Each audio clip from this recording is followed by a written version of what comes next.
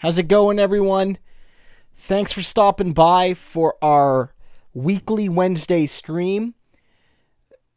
What we're seeing right now is unprecedented.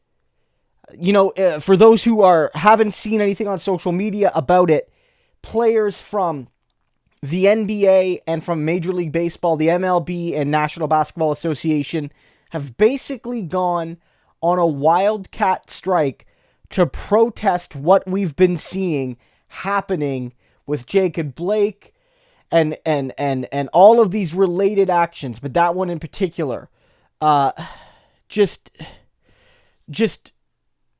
inspiring to see. It's inspiring to see the players take the stand, whether it's the big stars, everyone's involved. All the games canceled tonight. The Raptors and the Celtics, who are both advanced to the next round of the NBA playoffs, they've already, committed to,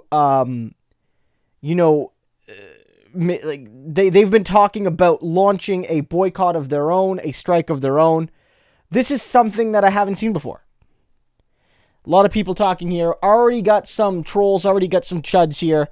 Everyone's saying, no one cares about the NBA. Well, given that this is trending worldwide right now, I beg to differ. People saying, more black people than white people than black people are affected by police violence. Well, yeah, in raw terms, but as a percentage of the population, I don't think that's very true. As people forget, there are more white people in the United States than there are black people. So, of course, for instance, there are more rich white people than rich black people, but there are more poor white people than poor black people. But you are disproportionately likely to face a lot of these systems of oppression if you are racialized, if you are LGBT. Even if in raw numbers, the average poor person is still a white person, right? That's the simple reality of it. But of course, you understand that. You're just being an idiot. Samantha Sider says, if strikes end NBA and MLB season, what will be the fallout? Samantha, I'm not sure. I mean, that's a little early to talk about right now. I've seen no indication necessarily that this is going to be everybody on board to end the season. With baseball, not every team has jumped on board yet, so it might just be a one-night thing. All the games tonight have been canceled, but, the Raptors and Celtics are still talking about canceling their game, and that's, I guess, operating under the assumption that the game will happen. And for the Raptors game to happen, the season needs to move on. Again, the Raptors and Celtics, for those who don't follow basketball, both won their opening series 4-0. They swept their opponents. So they're waiting while the other teams finish. You guys might see Smokey pop on the screen here. He's our cat. So you'll love to see him. That, I guess, is the assumption would be that the season's going to continue. The season's going to continue. And everyone will always point to these stories. There was that tragic story of the young boy who lost his life. And everyone was like, why are we not talking about him? And the reason we weren't talking about him, and in fact we were talking about him, but the reason we weren't was that there were consequences. People were arrested. Charges were laid. The fact of the matter is here, like with George Floyd and so many other cases, there's no consequences for the actions. The actions, when they happen against, men of color, in particular, black men, but of course also Hispanic men, indigenous men, and black and women of color too, as we see with Breonna Taylor. The fact of the matter is that, like, action either doesn't happen or only happens after systemic mass protest. Right? Massive protest. That's what needs to happen to get justice here. And we're not seeing it.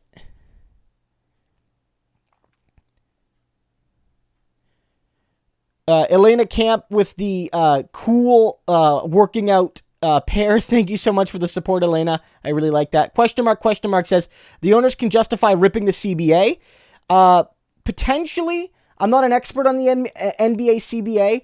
This might technically be a breach of contract, although one breach of contract does not necessarily allow the entire invalidation of the CBA. There may be penalties, there may be fines, there may be retribution, what have you, to a violation. But, a single violation from either the employer or the employee does not invalidate the entire collective agreement necessarily, right? This technically probably does violate the collective agreement. It's a wildcat strike. That's what makes it even more badass. Again, Samantha Sider, one of the people who's participates in the Discord a lot. For those who are new, the Discord is here. She participates in the Discord a lot, and she was making a note that it's been a long time since the players actually struck, right? And the players in North American sports haven't really gone on a strike in a long time. There's been lockouts. For hockey fans, you guys know there's been lockouts, but there hasn't been a player-led strike, I don't think, since the 90s, since baseball. And that was a traditional strike. They were bargaining. They were outside of a contract period. During that time, the employer legally can lock out the union, or the union can go on strike against the employer. That's what happened. You could think it was good or bad or whatever, but like from a legal perspective, it was by the book. This is a wildcat strike, and what that is the workers have made the decision to go on strike for whatever reason, to defend their issues, their interests, to promote a cause they believe in. And I think it's incredibly inspiring. And it was also incredibly inspiring to see some of the people in the sports media stand with them, because often sports media will take this like really ugly tone whenever athletes like have a mind for themselves. They're not quite as bad as like Fox News talking about NBA players, but they often have this mentality that the athletes just need to shut up and play, right? The athletes just need to shut up and play. And you saw Kenny Smith and you saw Chris Webber tonight on like their sportscast, because they were getting ready to broadcast these games. And they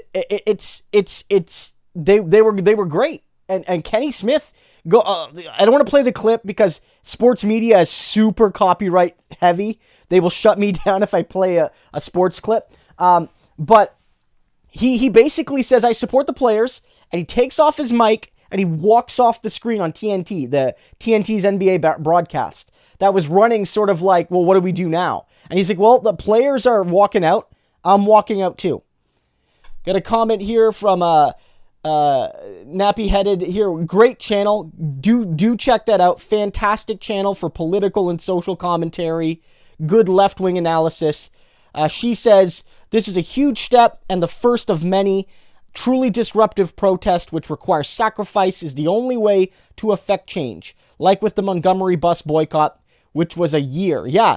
Look, this is a great point. This is a great point. And look, some people are going to find it more difficult than others to make sacrifice. And that's not saying that like you still shouldn't if it's challenging.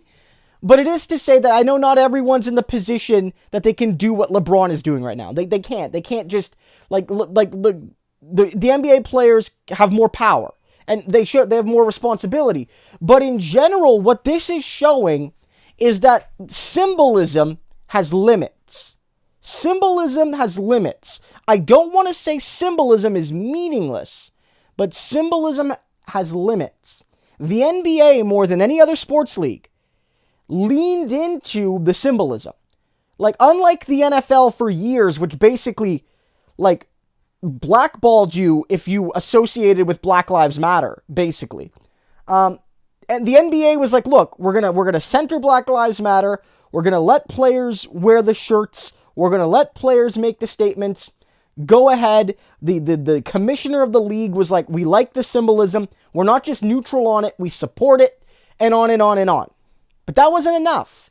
And I think what this is showing is much like with, the corporate Democrats who will lean hard into the symbolism. What's required is real material effect. This is why striking works. This is why fundamentally, it's not always the only answer, but when push comes to shove, striking works. Workers need to strike to show their social, political, and economic power. And you might not think of LeBron James as a worker, but in the context of him playing basketball, he is.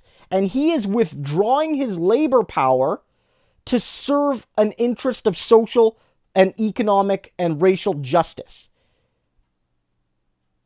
Right? Thanks so much. Thanks so much for the support. Nappy Headed says, I love your content too. Keep up the great work. Well, thank you so much. Again, guys, be sure to check out her channel. It's fantastic stuff. Really love it. Really love it. Look, like, you know, it's a huge moment. It's a huge moment to see. And you're seeing baseball get involved too. And baseball getting involved. Now, baseball, it's not unanimous. But like the Milwaukee Brewers, I've seen get involved. I know that the, the Seattle Mariners, who have the most African-American players, I think, on their roster in baseball, they've gotten involved. So you're seeing this spread into baseball. And baseball is a more conservative league than basketball. It's a whiter league than the NBA, but like the culture is more conservative. Like the fan base is probably more conservative as well. And so it's a bigger risk, I guess, politically for the baseball players to make this move. And so it's good to see that as well. And it's a sign that like this is going to go beyond the leagues, because a lot of people were asking, hey, look, like, you know, is this going to go beyond the NBA? And then like 20 minutes later, it was like, well, the Brewers, who are a Wisconsin team, Milwaukee, you know, they went out, right? They went out. You know, it was great to see. It was great to see. Now, we have to talk about hockey. We have to talk about hockey. A lot of Americans are like, hockey. But we have to talk about hockey. Because unlike the NHL, the NBA, and unlike baseball, they haven't taken a stand. They haven't taken a stand. They've said, we're going to have, what they called it, like a moment of reflection. They called it a moment of reflection is I think what they called it. Let me see if I can look up this BS. What are they calling it? Yeah, they're calling it a moment of reflection. A lot of people are saying that it's not doing anything. Of course, as people probably know, of all the major North American sports leagues, at least in terms of race, it is the least diverse. Hockey might be the most diverse in terms of nationality, at least up there with the NBA, because you have players from all over the world that play. But in terms of race, it's ubiquitously white. Not totally, but ubiquitously. And they've not done enough. They didn't allow the Black Lives Matter slogan. They said, we skate for Black Lives. And from the beginning, hockey absolutely failed. Absolutely failed. And they're failing to show solidarity. The players tonight should be striking. They should be, whatever you want to call it, strike, boycott, protest, sitting out, whatever. They need to do more. They need to do more. And they're not doing it. And this is the thing, because I have a good chunk of my audience. That is Canadian, because I make some Canadian content, and I am Canadian. There's only one of these leagues that has a plurality of players that are Canadian. You know, there's a few Canadian NBA players, and some of them are really good, right? And there's a few Canadian MLB players. Some of them are high profile, like Joey Votto and things like that. MLS, I don't know what they're doing yet. There's some Canadians in the MLS, but there's not a majority. It's only hockey that has like a ton of Canadian players. Only hockey. And these guys are sitting out. Everyone in Canada and often in the States likes to talk about how we are less racist than the United States. But it's American athletes that are throwing aside playoff games or shortened regular season games, taking meaningful stands for racial and political and economic and social justice, And the Canadian boys, the good old boys from Canada, are sitting on their goddamn asses, not doing anything. Nothing. Our good old Canadian boys from small town Saskatchewan, the Canadian dream, the frozen ponds and the nippy air and the good old Canadian values, they're saying fuck justice. That's our national sport. So technically it's lacrosse, but they're saying fuck it. Those are our boys. We're the country that elected a blackface aficionado and as athletes, the only athletes that won't take a stand for justice. And we like to think we're better than Americans. Indigenous people and black people get gunned down by our cops too. No one does fucking anything there either. Sorry, I know I'm getting heated. People don't hear me swear very often on this channel. But this is a big moment, and it's not going to get talked about as much because the NBA and baseball deserve more attention because they're actually doing something good. But, there's a reckoning for hockey culture. Question mark says, if the NFL strikes, we might see a civil war. I mean, it's certainly going to be the most politicized because the NFL fan base is again more conservative than basketball. But it's also already a sport that's been politicized by Colin Kaepernick. Not that I'm not blame, but whose activism kicked off this wave, and who reacted so poorly to it. The one question is how long does this go? If it's just a thing for the next week or so, the NFL might get away with it, right? But I'm not sure. I'm not sure what's going to happen with the NFL. Right? They're jocks, Victoria, but look, every pro athlete is a jock. Every pro male athlete who goes to be, you make Major League Baseball, you make Major League soccer, you make the NHL, you make the National Basketball Association. They're all alpha male bros, and I'm sure there's a ton of misogyny in these locker rooms. I'm sure that even in the NBA, these NBA players are not perfect guys. Neither are the basketball or baseball or the football players. But they're at least taking a stand on this. Hockey guys can't even do that. Right? All the people that defended Don Cherry. If you go back from I think in November and watch my videos on Don Cherry, one of the most celebrated voices in Canadian hockey, who basically said immigrants don't love this country as much as the real Canadians do. They just want to come here for the jobs and for the opportunities, and they don't want to recognize the sacrifice, which, if anything, I think is the opposite. I've never seen people more appreciative of being of Canada than immigrants. My father being one. They because coming to Canada, it's not a given. You don't just get in, I just got in because I was born here, free pass. Immigrants don't get that, especially now. It's super competitive. It's not even when my dad came, he came from Greece. Were you able-bodied? You got on the boat and you got off the boat if you were a white person, right? Nowadays, people from all over the world want to come to Canada. It's competitive. And so, hockey culture. And again, this was controversial. And I don't know if Nora Loretto watches my show. I certainly watch some of her stuff. She knows roughly who I am.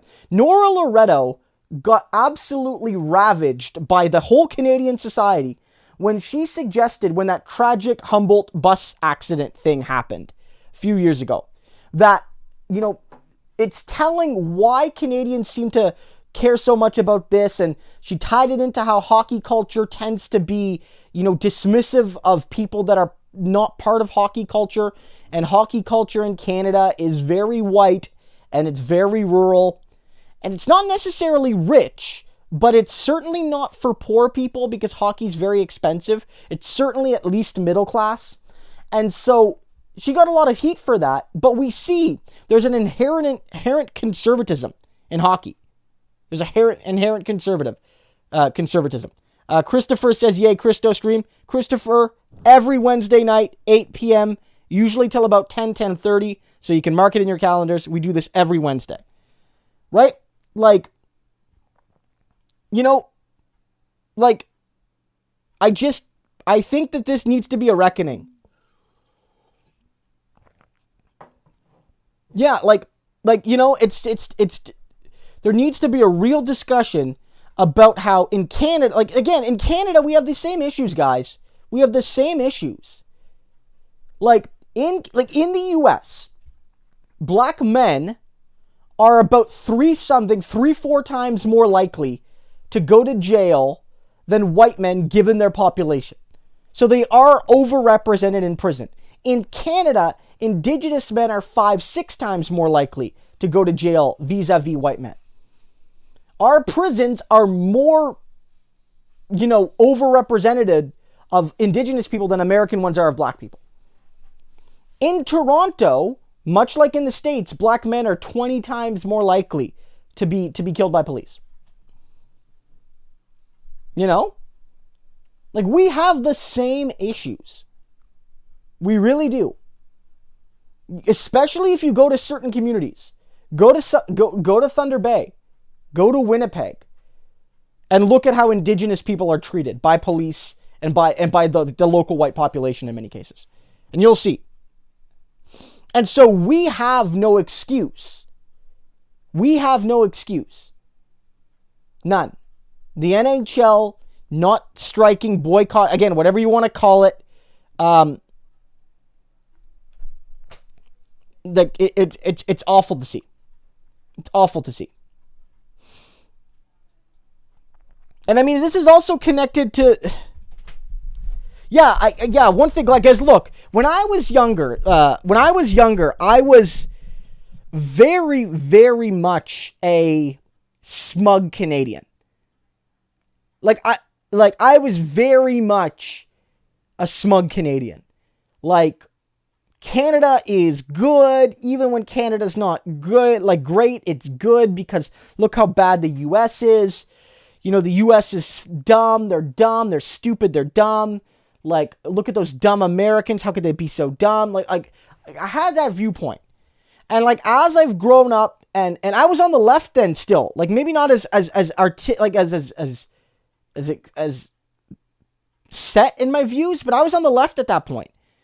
But, like, as I've grown up, I've realized that, like, that smug Canadianism is, one, inaccurate, and two, it limits the horizon. Kyle is not innocent. Rami, shut the fuck up. I'm sorry, man. Kyle is not innocent. The man murdered people. The boy murdered people. That makes it horrifyingly more tragic. Am I a Trump hater? Yeah, of course I fucking hate Trump. Why wouldn't I hate Trump? Why wouldn't I hate Trump? Why wouldn't I hate Trump? Why was he wearing plastic gloves? Why were the police giving him water? Why did a person that clearly looked under 18, why was he not asked for ID? Because in that particular state, to open carry, you need to be 18. Like, whether you agree with open carry laws or not, like, that's another question. That's a whole other video, which we don't have time for that tonight. Whatever you think about that, like, the law is the law. You know, like, man, the guy, anything you saw in that clip was effectively the equivalent of a citizen's arrest. By that video you see of Kyle Rittenhouse, or whatever, however the hell you pronounce it, what you see is him having already murdered somebody. Right? Already murdered somebody. He's already done that. And so people are trying to effectively stop because he's already murdered someone. You know? What do I think of the RNC, Jamal? I don't think much of it. I've been watching it. I haven't been live streaming it because, I don't have it in me. The DNC was bad enough. I just don't have it in me to do another week of it. I've been watching. I'm not watching tonight, obviously, because I was thinking maybe we were going to, maybe do my regular stream and then hop onto it.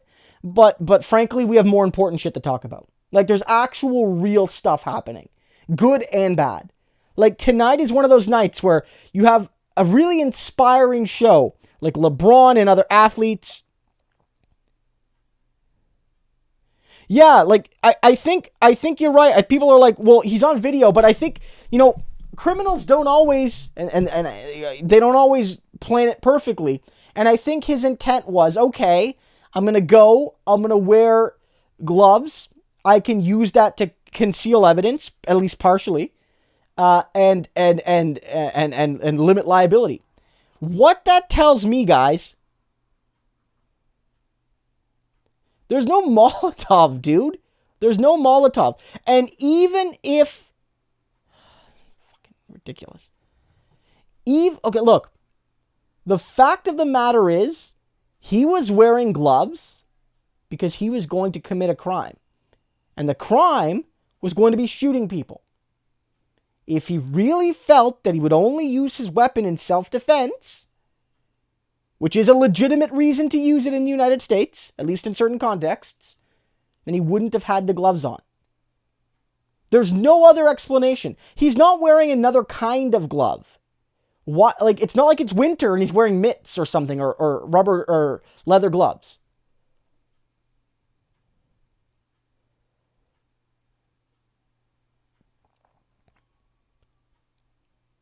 I mean, this guy's going to get tried as an adult, I think. But here's the thing. I don't agree with trying minors as an adult. That's in a whole nother conversation. I just don't agree with it. If you can't vote, you shouldn't be held legally responsible as an adult. We want to start giving 13-year-olds adult sentences. Every 13-year-old should have the right to vote. That's for damn sure. So, but again, like, I don't want to get sidetracked. But yeah, you're right. African Americans are more likely to be charged as adults given similar crimes. Although him being 17 and this being a very serious charge, he will be charged as an adult. Whether he gets convicted or not is another story.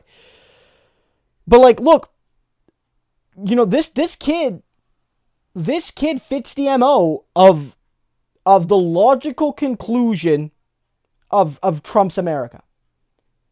Kid was at a Trump rally. Reporting done today, I found that he was at a Trump rally in January. Front row, basically. He was also, his Facebook is full, absolutely full, of like pro-cop propaganda. Blue Lives Matter, back to blue, type things like that. The guy wanted to be a cop. He wanted to be a cop. Because what do cops get to do in the United States? And they often get away with it, guys. What do cops get to do in the United States? And they often get away with it. What do they get to do? Not always, but they get away with it a lot. Let me know in the comments.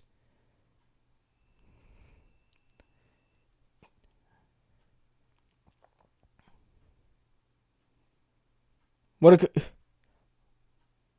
do cops get to do?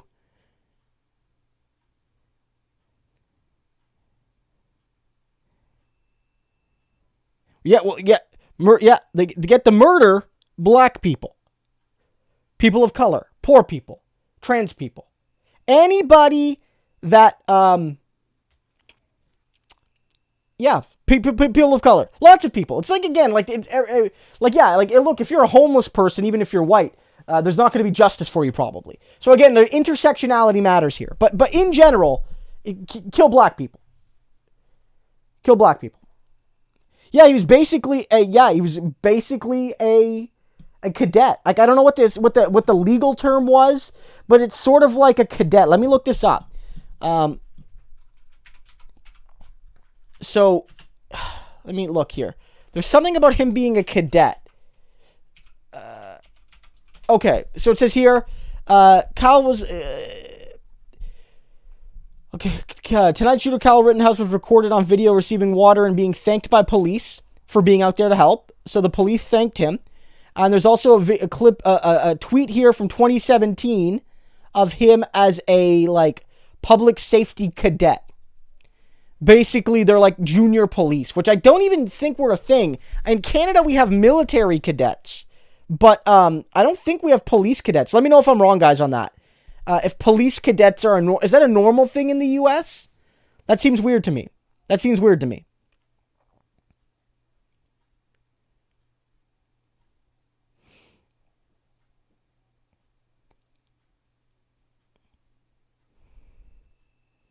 You know, it's odd.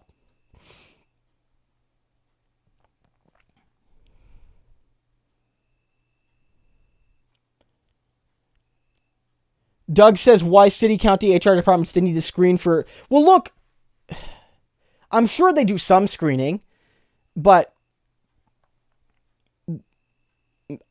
would it surprise you if they wouldn't want the absolute worst, but would it surprise you if they liked somebody with a bit of the violent tendencies?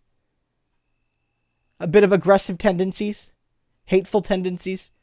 Again, it depends. I don't want to accuse every police department of doing that. Leslie, thank you so much for the very generous support and for the extremely cool... it was a hippo who is sitting in an office chair and then transforms into some kind of transformer. Transformers, hippos in disguise. Thank you so much for that, Leslie. But no, look, like the fact of the matter is, you know, we're looking at like, it's such an awful situation. There was that story. Now, I don't want to equate intelligence with morality. I'm not one of these people that think, like, if anything, smart people are more likely to be evil, or at the very least, they're more likely to be harmful because they can get away with it. But did you guys remember that famous story where a police department had an exam? This is like 20 years ago now, but it pops up every now and then. And a man applied to be a police officer and was rejected. And he found out he was rejected because effectively on like the IQ portion of the exam, he scored too highly. And he argued that that was discrimination against him because he was too intelligent.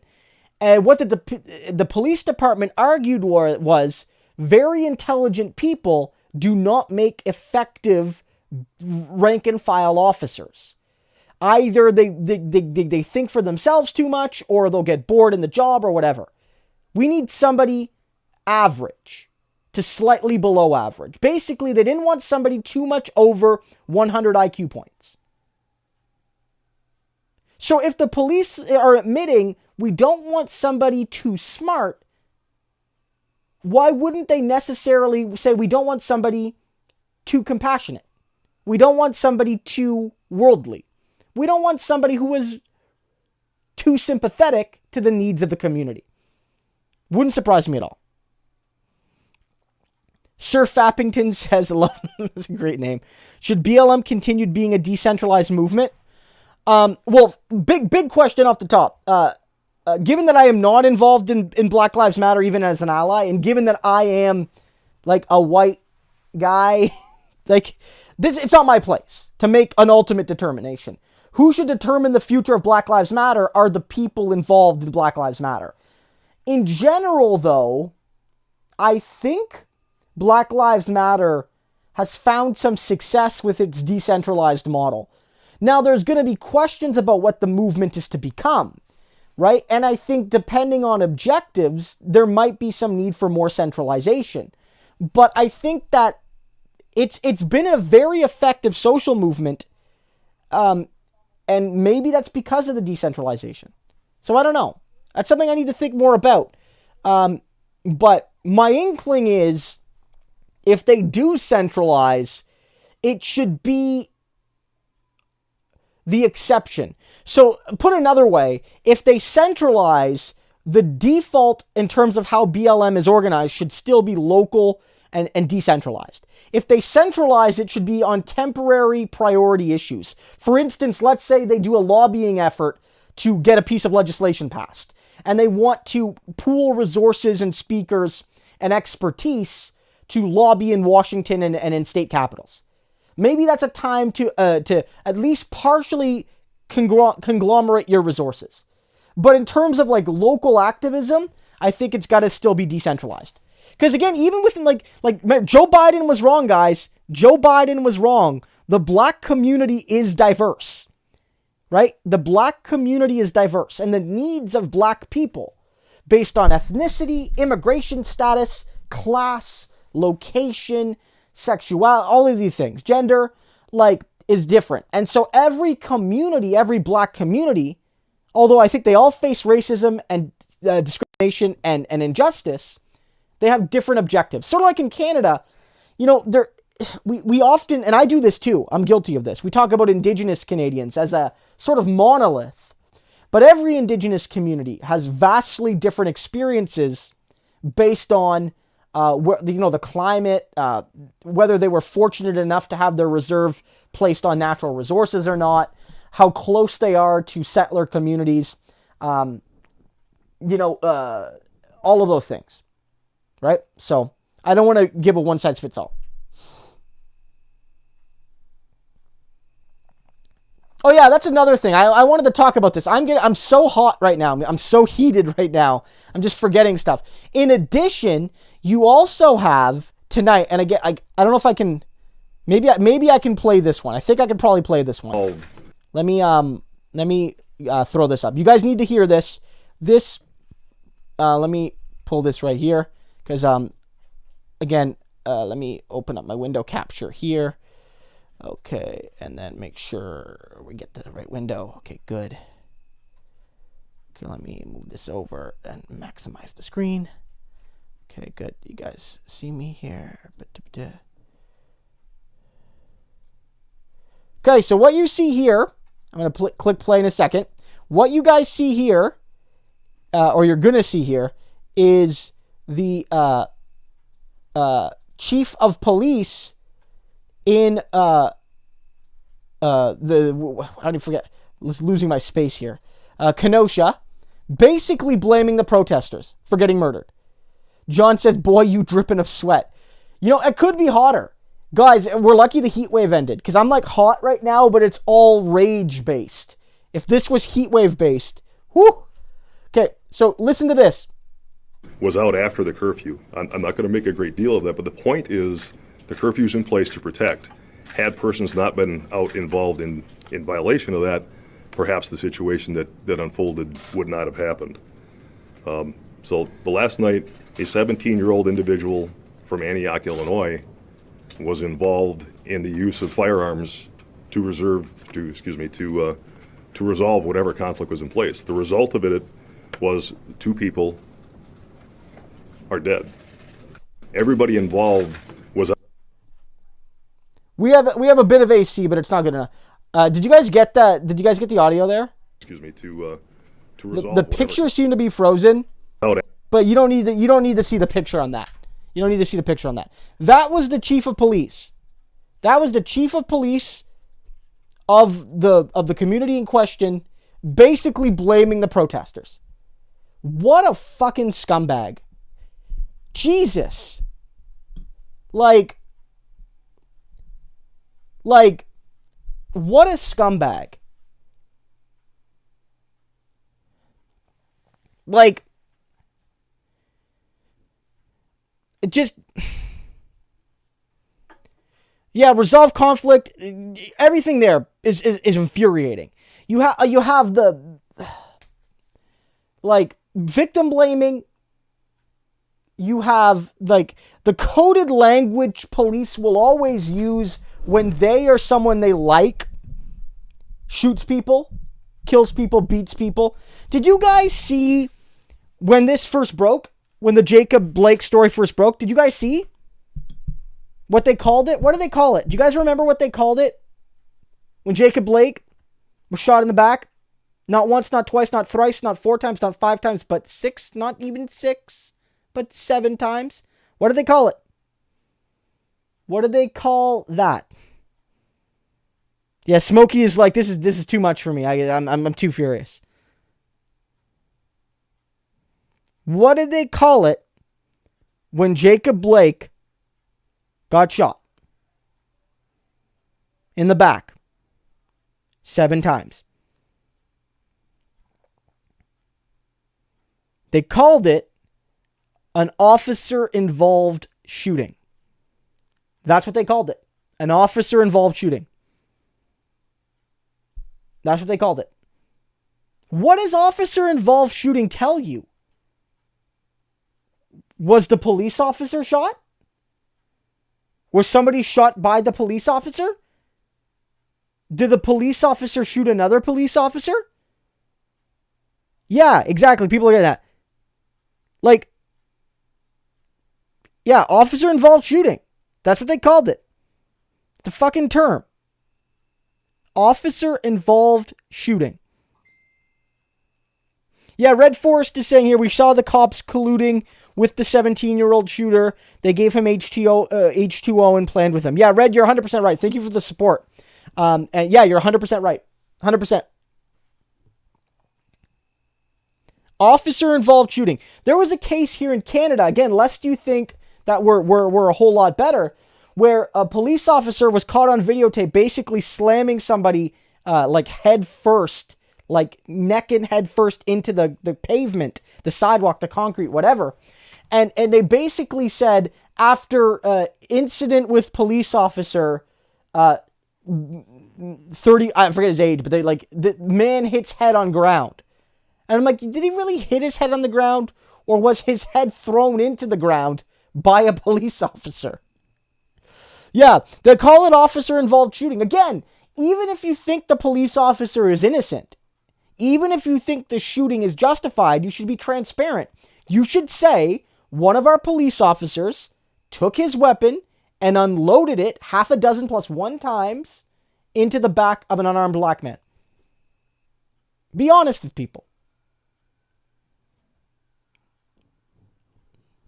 Well, yeah, Abe Williams, you're 100% right. That's what I was... What it sounds like to me, when I hear officer-involved shooting, it's not unreasonable. Like, if you haven't heard it before and you don't know the context, it's not unreasonable to hear that and think, oh my God, a police officer was shot. You know?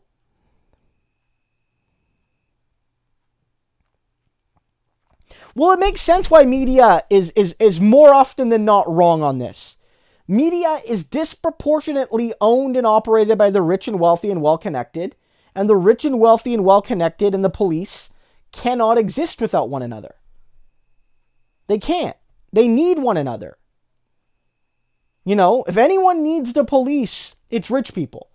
And if the police know that rich people and racists are the reason why, like, their budgets never get cut. You know, teachers, we're going to cut you have to buy your own supplies. And meanwhile, the police officers get a tank. 13,000 person town, cops get a tank. Teachers, buy your own goddamn markers. Like, that's the way it works. And it's because the rich people and the cops, they're best pals. You know, at least, you know, on the face of it. Push comes to shove, rich people don't give a damn about the cops. They don't. They don't really give a damn about anybody but themselves, but they need one another. They need one another. So, fact of the matter is, you know, media being owned by the rich and wealthy and well-connected, and media voices disproportionately being wealthy people, especially if you go to national media, it's not surprising at all to me that the media is reluctant to criticize. There are other reasons too. Local media, for instance, is probably reluctant to be critical. In addition to all of that, because so much of local news is based on like criminal activity, like beat reporting, like this happened here, and access to police officers is a key part of the job. Like, if you want to do a story on like a local crime thing, you want access to the police officers. And if you're seen as anti-police, police won't give you that access. Right? They won't give you that access. So it's sort of like how, and I don't want to compare the two at all, but it's sort of like how if you're critical of, if you're in the video games media and you write too many critical reviews of video games, like, you won't get sent free copies of video games. Because they don't want you to review the games because you'll give them a bad review, or you might if you deserve it, right? So everyone's sort of through incentives and disincentives, explicit and implicit, taught to, just say the police are good. Now, again, there are exceptions, Every now and then, somebody like Chris Hayes on MSNBC, one of the few okay people on MSNBC, will actually say the police are wrong. Every once in a while, they'll do okay. They might have Cornel West, like Anderson Cooper will have Cornel West on, or Nina Turner on, and they will speak the truth to the people. But that's the exception. Yeah, propaganda. And look, everyone's been affected by propaganda. Guys, look, I'm not ashamed to admit that I enjoy Brooklyn Nine-Nine. That is, in a sense, propaganda. Now, some of the actors from that show have been especially conscious of that fact. The actress that plays Rosa on the show has given money to Black Lives Matter. And she's also said this show exists in an alternative universe where the cops are actually good. And that show has at times tried to tackle issues in policing, like racial profiling and what have you. But at the end of the day, it's still propaganda. It's still propaganda. Yeah, local news is very much like, because like local stories, like it's like crime happens here. You need a story for the night. So, a local store gets robbed and stuff. Police officers on local media, again, and local media is so understaffed. And this is Canada, US, everywhere. They're so understaffed that they need stories that write themselves. And one of the easiest stories you can do are crime-based stories, because the police will put out, like, the narrative. And if you basically just re-report the police's narrative, like, that's an easy story. So if you're an overworked, underprepared, like, beat reporter at a, at a local NBC affiliate or a local CTV affiliate or a small town newspaper or what have you, or a regional newspaper that's understaffed, then, like, yeah, it's like, I got to bang out 6 stories today. Somebody vandalized a building downtown. I'll basically plagiarize the police report. There's the story.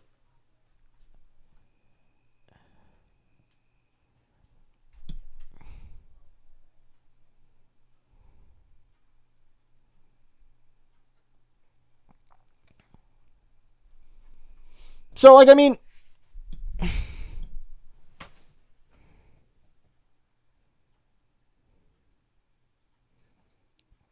look, there's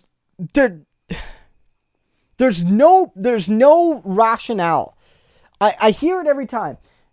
There's nothing that justified what happened to Jacob Blake. There's nothing. There's nothing. You can think he's awful.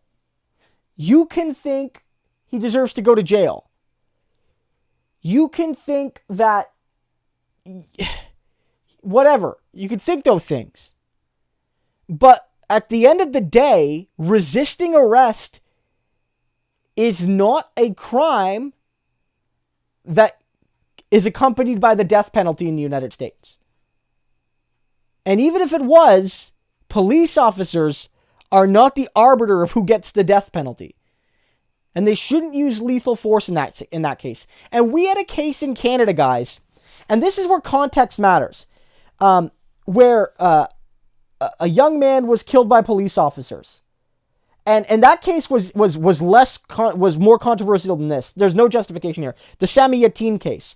And what they found was the police officer who was convicted fired 5 shots, but they found that the first 3 were justified, but the last 2 weren't. So even if you're inhumane enough to think the police officer shooting was justified, why 7 shots?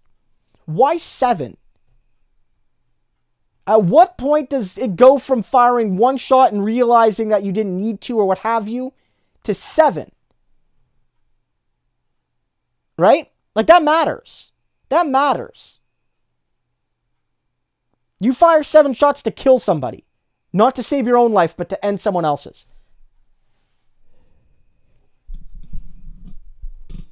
What is Tucker Carlson doing? Is this from tonight, Joseph? Obviously, I'm not watching. So Joseph says, longtime channel member, if you see folks with the little highlights to their name, if it's a green one, they're a channel member. They get perks like highlighted comments, and they get to have their names at the end of the cards. But Joseph says here, Tucker Carlson says, how shocked are we that 17-year-olds with rifles decided they had to maintain order when no one else would? Fuck you, Tucker. Fuck you, man. Jesus Christ. Jesus Christ.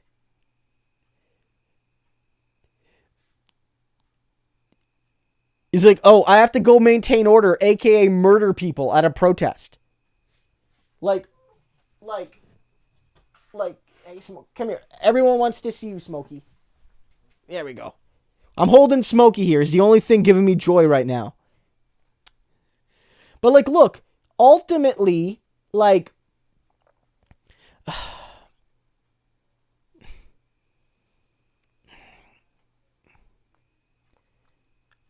guys, I don't know. Here's the thing. What's also really interesting about this story is it fits the exact narrative that the left does. Smokey 2020. Agree. Fuck Biden. Sanders Smokey 2020. Or better yet, Smokey Sanders 2020. Look, here's the thing. What's the narrative of the left at these protests? And this goes all the way back to the Obama days. Like, to Ferguson. What's the narrative? The narrative is that the left is like importing, they're bussing in, they're shipping in activists and anarchists and agitators from outside the local community to make the local population look bad, to mislead the local population, to rile them up, and the people in this area are not in the community. That's the argument. Right? That is the argument. Right? That's the argument. That we're a bunch of outsiders coming in. And like, that was the thing. There was all these rumors online. All tons of like, Antifa is going to invade your small town. Like, Antifa is coming to like Independence, Missouri, where they play Last Chance U or whatever. I don't know. I'm trying to think of a small town. That counts. You know? And so they'll say that. They'll say, oh, the left is invading your towns. They're tricking your local population into,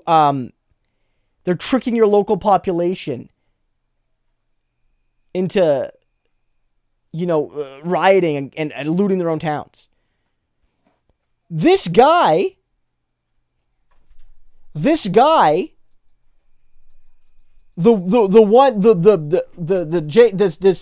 Kyle whatever the hell his name is, Kyle Rittenhouse, was not from the community. He was from Antioch, Illinois. Right? If we look up, I'm just going to look up Antioch, Illinois here. Antioch, Illinois. Now, it's not too far from Kenosha, but it's not necessarily nearby either. If I just do a quick Google Maps, Kenosha, Wisconsin, it is a half an hour drive, so not ridiculous, but it crosses state lines. So, the right-wingers who have gone on and on about how these protests are just out-of-state leftists coming in to destroy your communities, we have somebody, exactly, Navigator, exactly. He was an outside agitator. Somebody not from the community. Somebody not from the wider region. Somebody not from the state. He was an out-of-state outside agitator coming in with an illegal gun, because again, the gun in his hands is illegal. 100%. He's a minor. He's not allowed to have that gun in Wisconsin. He's not allowed to open carry at that age. An illegal firearm, outside agitator. That's everything that they accuse the left of doing. Everything. When the protests were happening in Minneapolis, what was the narrative? What was the goddamn narrative? Everyone was musing. There was all these reports of, we're actually investigating that all these protesters are all from out of state. No, they were mostly from Minneapolis.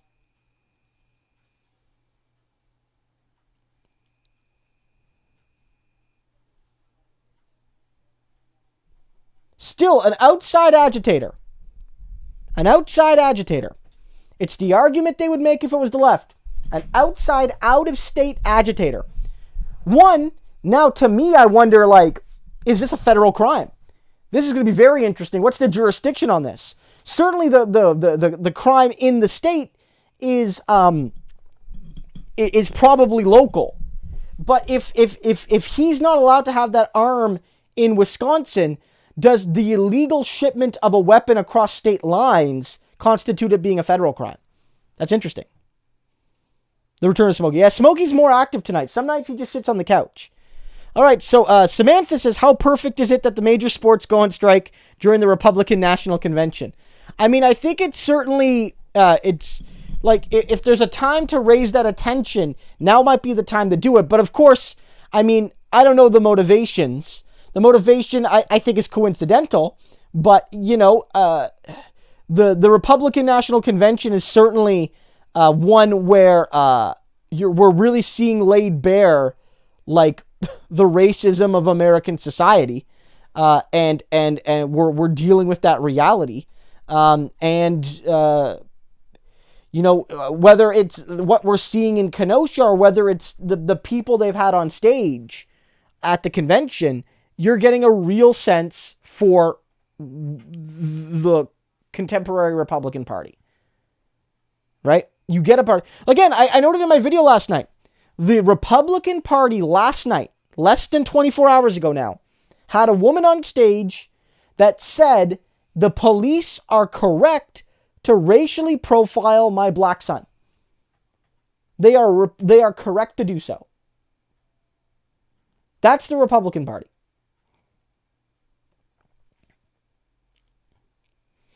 John Bartlett says Tucker can screw off. John, 100%. John just always finds in 3 or 4 or 5 words what I take 3 minutes to say. So John, you're right. Tucker can screw off. Leslie Brown, thank you so much for upgrading your channel membership. Leslie, of course, is a very generous supporter, and she's been around for a long time. Leslie, thank you so much. And Raw Material as well, a long-time viewer, and has become a channel member. I very much appreciate it. Thank you. Thank you so much for that. It really helps the channel to grow and to add some consistency to what the channel can produce, and it makes a huge difference. Well, people are saying, Cloudy says fascism has been here since 9/11. A lot of Nappy Headed says a lot of Americans haven't noticed that fascism is already here. But I think, whether or not you think the current regime is fascist or proto-fascist or has fascistic tendencies or affinities, we can mull those very nuanced points. Because there are definitions of fascism which Donald Trump wouldn't fit, but there are definitely definitions of totalitarianism that are non-fascistic totalitarianism. Because not all fascists are totalitarians, but not all forms of totalitarianism are fascist, right? These are academic discussions. But one thing we should remember, and I've talked about it on this channel, the Nazis, they got their racial ideology, at least in part, from the United States. They studied the United States and their role in targeting African Americans and indigenous people. The Native Americans and indigenous people. Right? And they looked at that. And they said, we could do some of this. When looking at how to build their racial empire, they drew inspiration from the United States. When they looked at how to resettle populations, they looked at the Trail of Tears. When they looked at systems of race-based classification, they looked at the United States.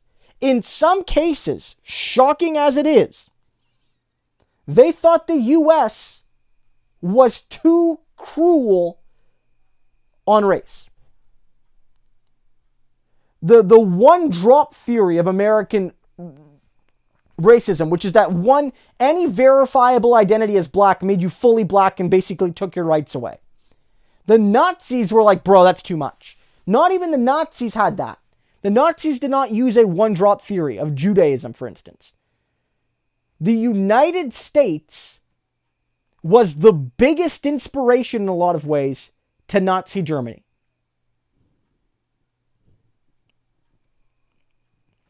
The United States of America, land of the free, home of the brave, inspirers of the Nazis. Whether the United States has ever been a fascist country or not, no, probably not in the definition of fascism that exists in the scholarly language, and if you compare it to Italy, Spain, Germany of the 1920s and 30s and 40s. Probably not. Right? Probably not. But was the white supremacist origin and roots of American society, the white nationalist and white supremacist origin, a key inspirer of the racial element of fascism? Yeah, 100%. 100%. 100%. You know? Simple as that. I'll be right back. I'm just going to get some water. I'll be right back.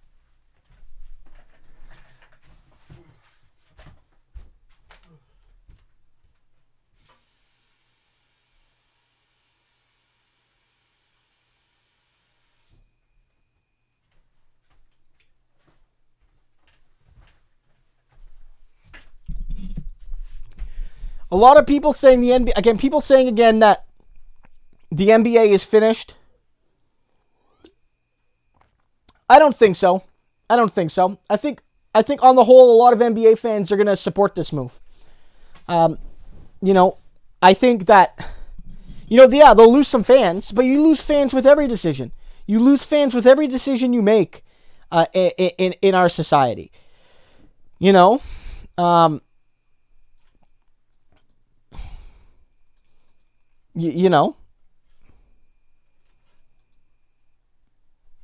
But I don't think it's going to hurt the NBA. I don't think so. People saying, okay, let's think here. Scorpion the Third says, fuck Jacob Blake. Okay, what did Jacob Blake do? What did he do? What did he do that merited getting shot in the back 7 times? What did he do? Explain this to me. Joseph says, meanwhile, NHL action continues unabated. Well, Joseph, you're 100% wrong. They did a moment of reflection. So, Jacob, I don't know what more you want. They did a moment of reflection. I don't know.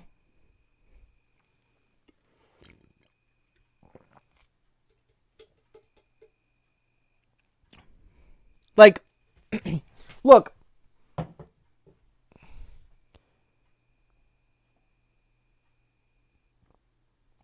Yeah, some people, as Joseph noted earlier with the Tucker Carlson thing, he definitely said, I'll just play.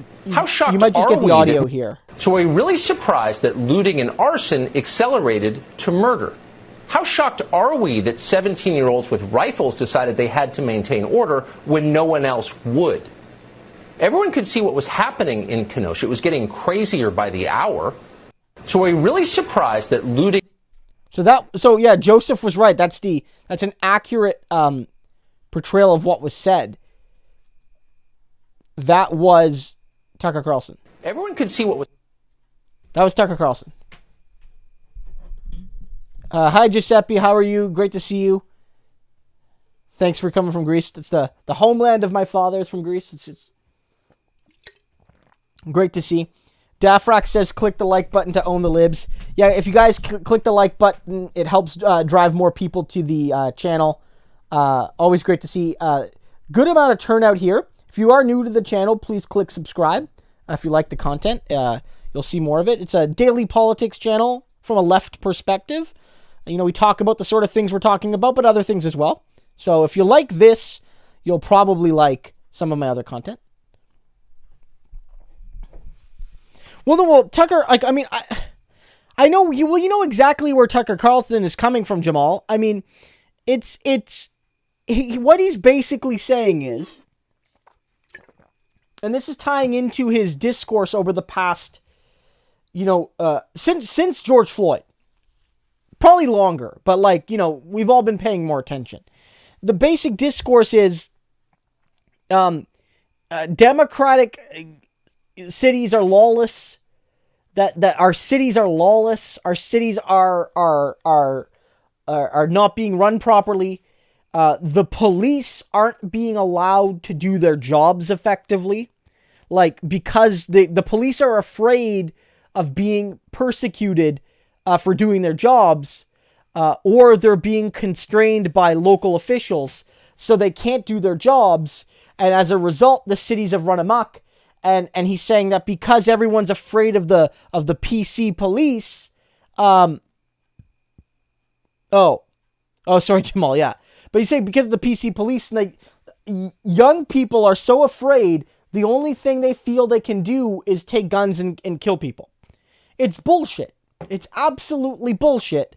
But you could see what he's arguing for. He's basically saying the real murderer here are the liberals, the left, whatever, who have failed to allow police to do their job. That's what he's saying.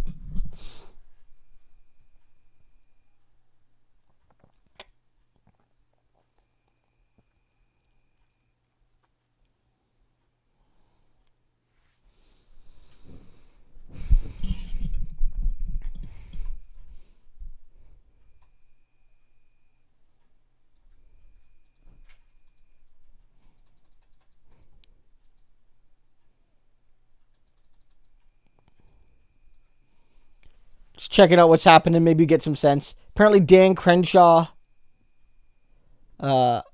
is at the convention. What's he saying? I don't know. Yeah, Tucker Carlson, this is the hashtag Fire Tucker is going on. I wonder how much sponsors he's going to lose. See, Tucker's in an interesting position because the man is clearly popular. We can say what we want about Tucker Carlson, but the man is extremely popular. And he has among the highest viewerships on cable news. Not just on Fox, but across all the U.S. networks. I believe, is it number one? He's either number one or he was, or he's close. And he clearly has an audience, but he's become, radioactive to advertisers. I think it's pretty much the My Pillow guy. Right? It's pretty much the My Pillow guy. Who's like an advertiser on Tucker Carlson.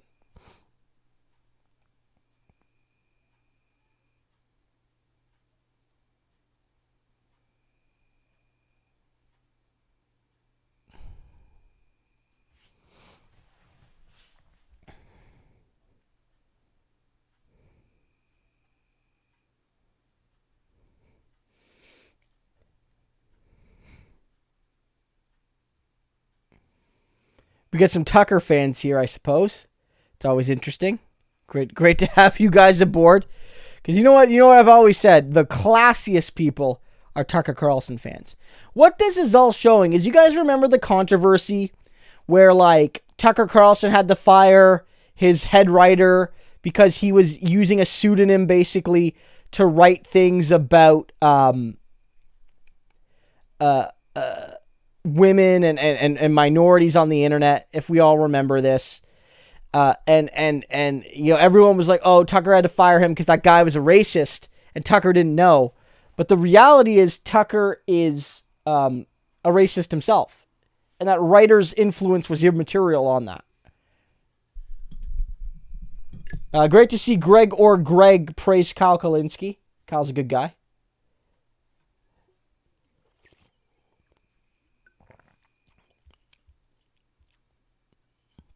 Like, imagine like standing Tucker Carlson.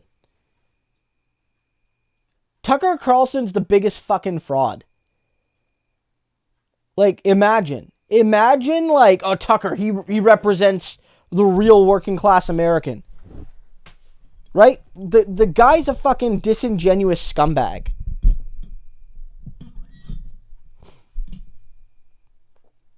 Like, imagine that. Like, imagine like coming on to some random guy's stream, me, and being like, Tucker Carlson's great, man. He owns the libs every night at 8 p.m. He owns the libs, 9 p.m. Imagine. John asks, what do I think of Vauch's takes on Biden? I mean, okay, I am in agreement, more or less, that Trump isn't as bad as Biden. And I'm in agreement that it's reasonable to make the case that the left should focus on getting Trump out because he's worse than Biden. And I can even to some degree agree with the argument that having Biden in power can expose the flaws of the neoliberals because they can't hide behind Trump as much if they're in power. I disagree with him on a few things, though. I disagree with him that inevitably things can just get better if we keep voting the lesser evil. He seems to imply that eventually the flaws of capitalism will expose themselves and people will realize that capitalism is broken. That's a hope, and maybe it can happen, but I'm concerned that that could also lead us to an Elysium type society. You know that movie where all the rich people live on the halo floating around the planet and everyone else just lives here on like the radioactive desert corpse of a planet? And I also disagree with him on the general idea that we have to stop criticizing Biden or that politicians on the left are right to stop criticizing him. And I disagree with him there.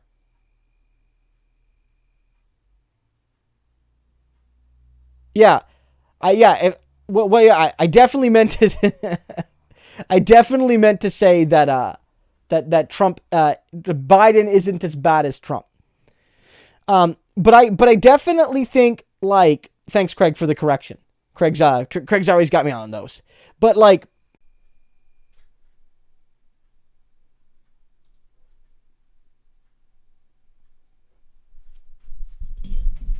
oh right.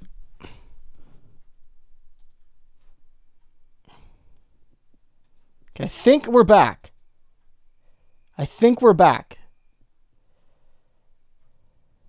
Okay. Sorry about that, guys. My apologies. I know I saw a lot of people left. That's okay. So I had to reset my router, and it took even longer than normal to come back. So apologies for that. But just wanted to get that to folks. So apologies there. What I was saying, because John asked about the voucher stick. So again, in general, I agree with him that Biden is better than Trump, that Trump needs to go. But I disagree with the argument that, like, oh, the left is right to basically silence criticism of Biden. Because one, I feel that we shouldn't lie to people. Two, I feel like if the goal really is to like beat Trump and then on day one oppose Biden, you can't oppose Biden.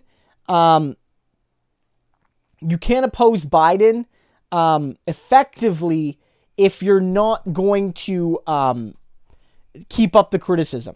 That if you start with this from this narrative that like Biden is okay and that everything Biden and Harris does is okay, and then day one you start to attack them, people are going to see you as disingenuous and they're not really going to be able to like fully get what's happening.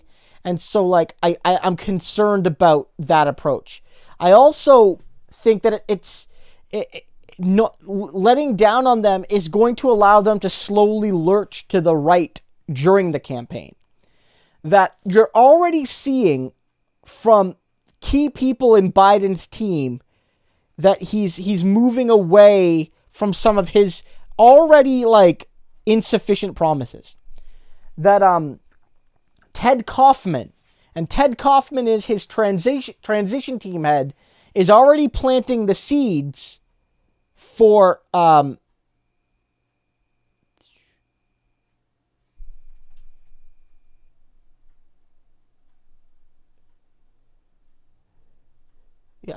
There's been like, sorry, I was just checking something there. So there's already been an effort to say like, oh, we're not going to have the money we need. We're not going to have the resources we need for all of the things we wanted to do. We're not going to have those. That we aren't going to be able to do a public option maybe because Trump has done such a bad job. Right? And you're seeing that. And one of the reasons I feel you're seeing that is some people have adopted the idea that you can't criticize Biden or Harris until early November, till the day after the election. But by then, they will have already effectively convinced the public that Biden never ran on anything more than repairing Obamacare back to where it was on day one of Trump's presidency. Yeah, if you refresh the stream, it should work. Yeah.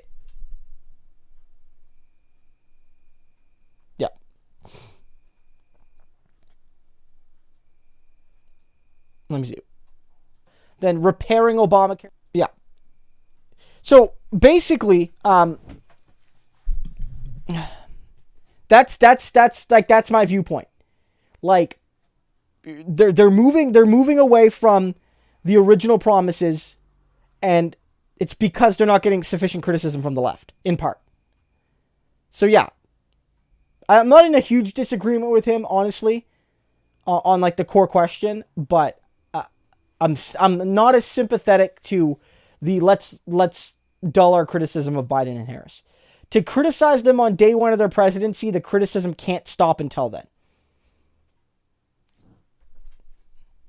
We also have here, okay, so Dimitri OG says minorities are getting murdered disproportionately. Dimitri, you're 100% right. Right off the top of the stream, somebody was trying to say basically that, oh, well, in the U.S., more white people are killed by police than black people. And that's true, but it's like when you have to look at per capita analyses. And same thing here in Canada. You'd probably argue that in most of Canada, police officers are more likely to kill white people. But that's because in most parts of Canada, the majority of people are white. But even in those communities, like black people, indigenous people, are more likely, given their proportion of the population, to be victims of police force. Whether it's murder or whether it's just, brutality or what have you.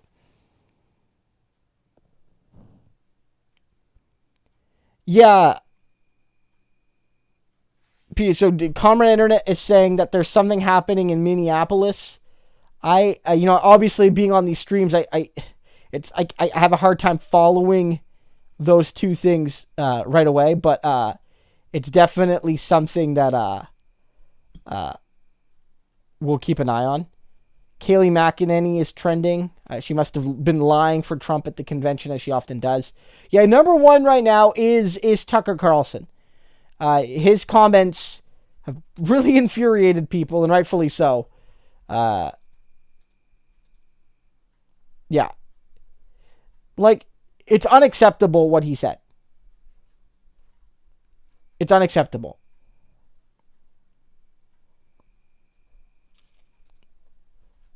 It's unacceptable. Yeah, I mean, I try not to... Jeffrey says the Minnesota video is graphic, so be careful when you watch it. Jeffrey, thank you so much for that. I try not to show graphic content on the channel unless it's especially if people have already seen it. Like if it just, with my schedule, what it is, I can't make all the videos I want to make, because until my son goes back to daycare, I sort of have to squeeze in all my work into times that are convenient for the family. But, if I was to make a video on Jacob Blake, I wouldn't show the video. I wouldn't show the clip anymore. At some point, people have seen it. You can see it elsewhere.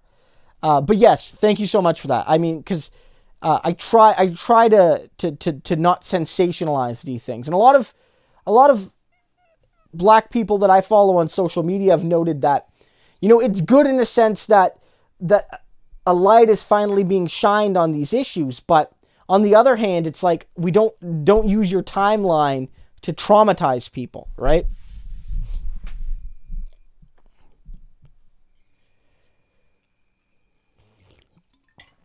Craig says, oh man, WNBA team kneeling before their game, all wearing white shirts with 7 fake bullet holes in their backs. Craig, that's powerful. That's really powerful.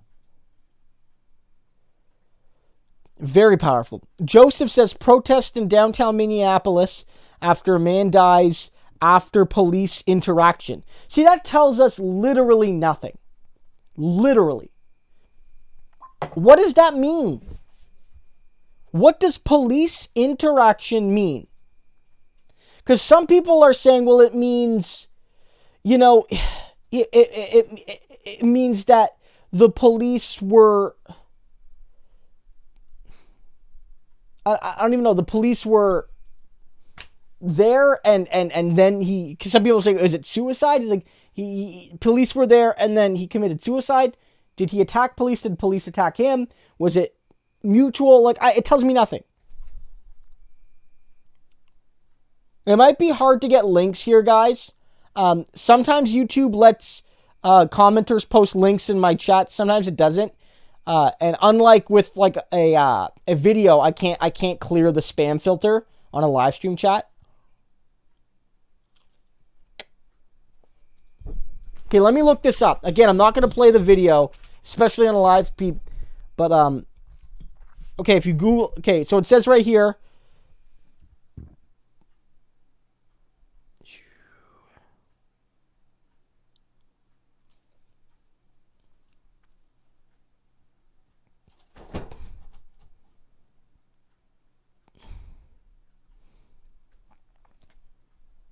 So, see, there's a whole bunch of information flowing around right now.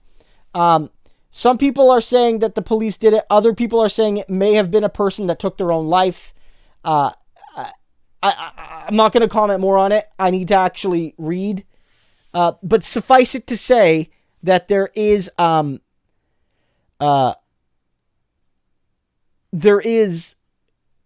another potential story out of Minneapolis. I don't know what it means necessarily right now, but there's another story.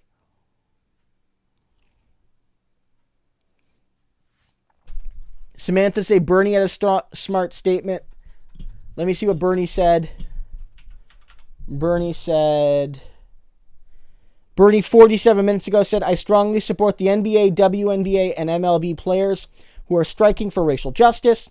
Real change takes place when people come together and demand it. It is time for the police who shot Jacob Blake 7 times in the back to be fired, arrested, and prosecuted. Now. Yep, it's perfect. Yep. Bernie is 100% on point. 100% on point. As always. Bernie Sanders gets it right.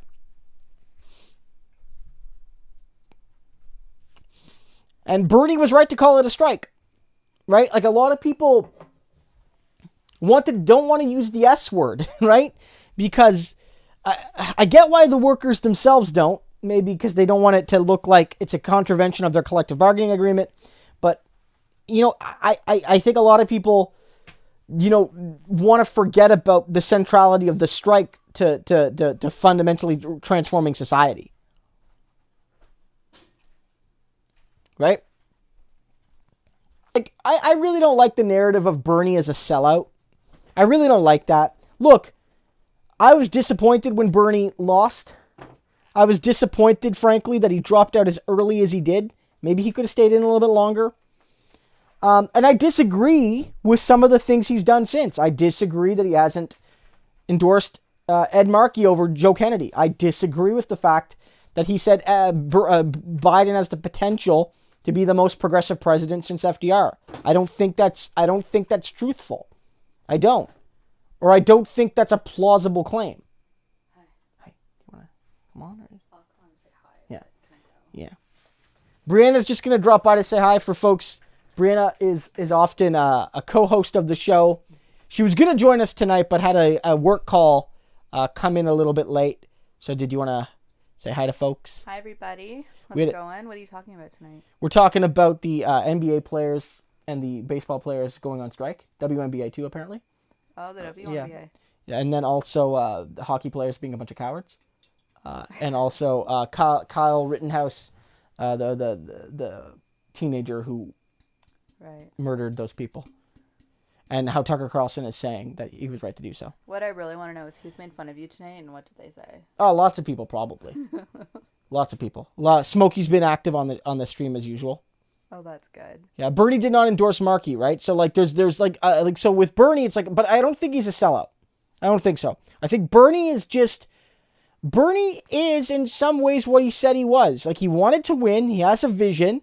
But ultimately, no matter what, he said he would do whatever it would take to defeat Donald Trump. Well, that's really what he's doing. Yeah.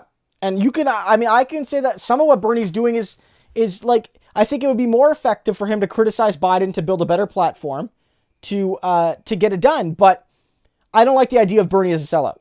I don't like it. And Leslie Brown, notice that I still do not have a microphone. Yeah. Yeah. Did you tell everyone what I did yesterday? Yeah. You think we can get a clip of it? Maybe? It might be posted. Yeah. So Brianna interviewed Jagmeet Singh last night, leader of Canada's NDP. I did. He was doing a Zoom chat with the United Steelworkers, and Brianna was the host of the event, and she took questions from the audience and had some of her own, and had a really good discussion with Jagmeet. Well, go see. Go to PAC and see if it's up. Well, just... USW PAC. USW D6 PAC.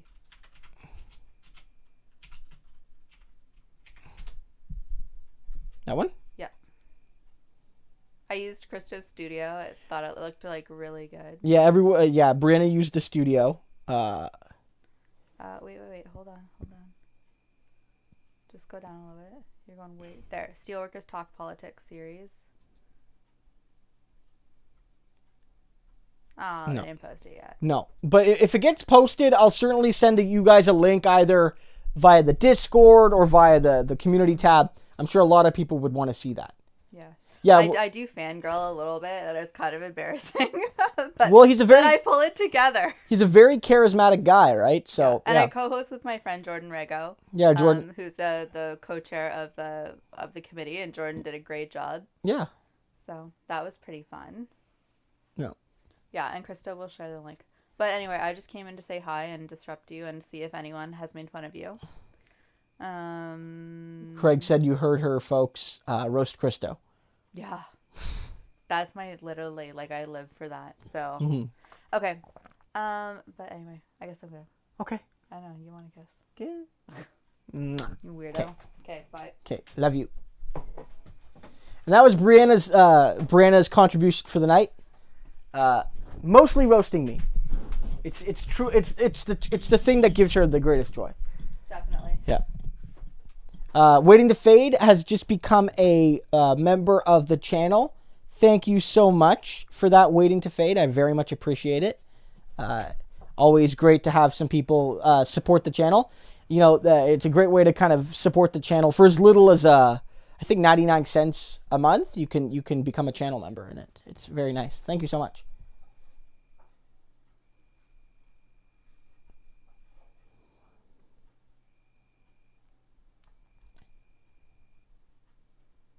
Yeah, I'll certainly look into covering the interview if we can get a clip of it. But at the very least, if we get a clip, I will let you guys know so you can watch it.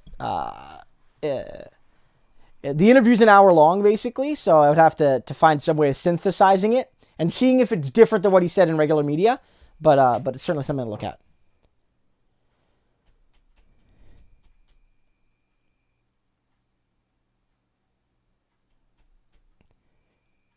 Craig says, going to do the you versus the guy she told you not to worry about meeting with Christo and Jugmeat. I mean, yeah, but I mean, it's a little obvious, Craig. It's a little obvious. But no, I mean, it was good. I heard a little bit of it, the interview. It was really good. But no, I mean, like, the reality right now is I don't like the discourse of Bernie as a sellout, guys. I don't like it. It makes me uncomfortable. I don't agree with everything Bernie has done, but if Bernie wanted to sell out, he could have sold out long ago. I think Bernie can make mistakes. He can be wrong. We can disagree with him. But Bernie's not a sellout. I just don't believe it. I don't believe it.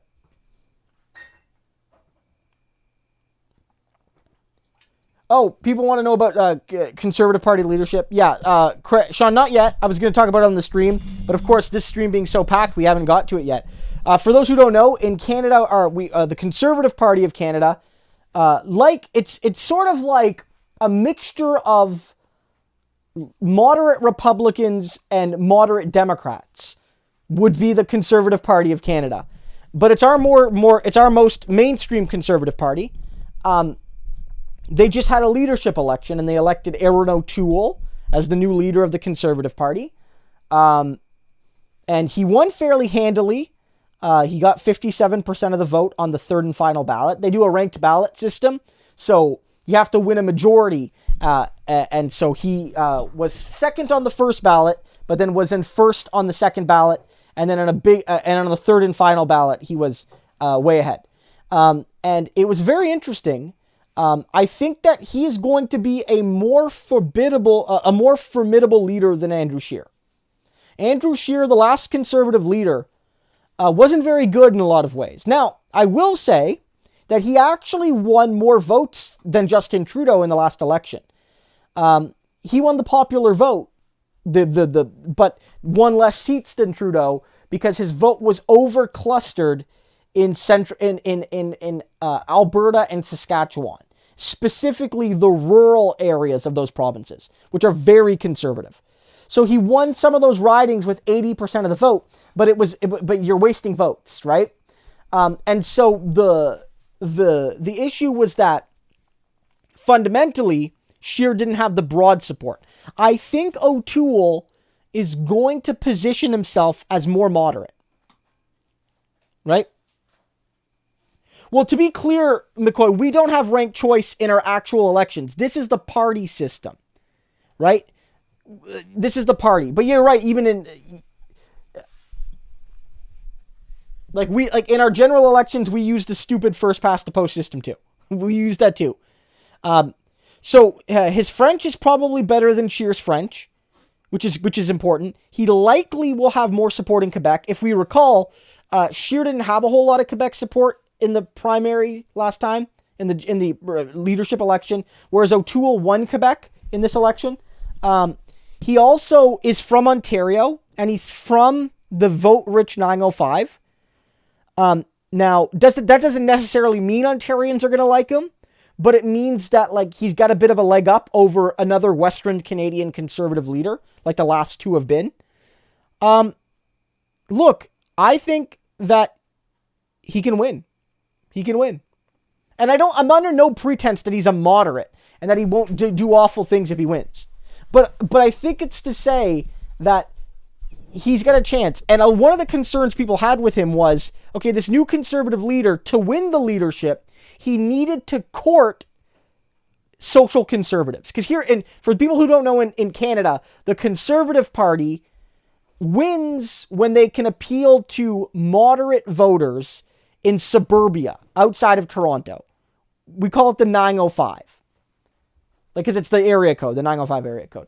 And a lot of those people are open to voting Conservative, but they do not like the conservative policies around, or the conservative ideology around abortion, around being anti-gay, being, too pro-gun, things like that. They don't like the social conservatism, but they're open to voting for a party that's fiscally conservative.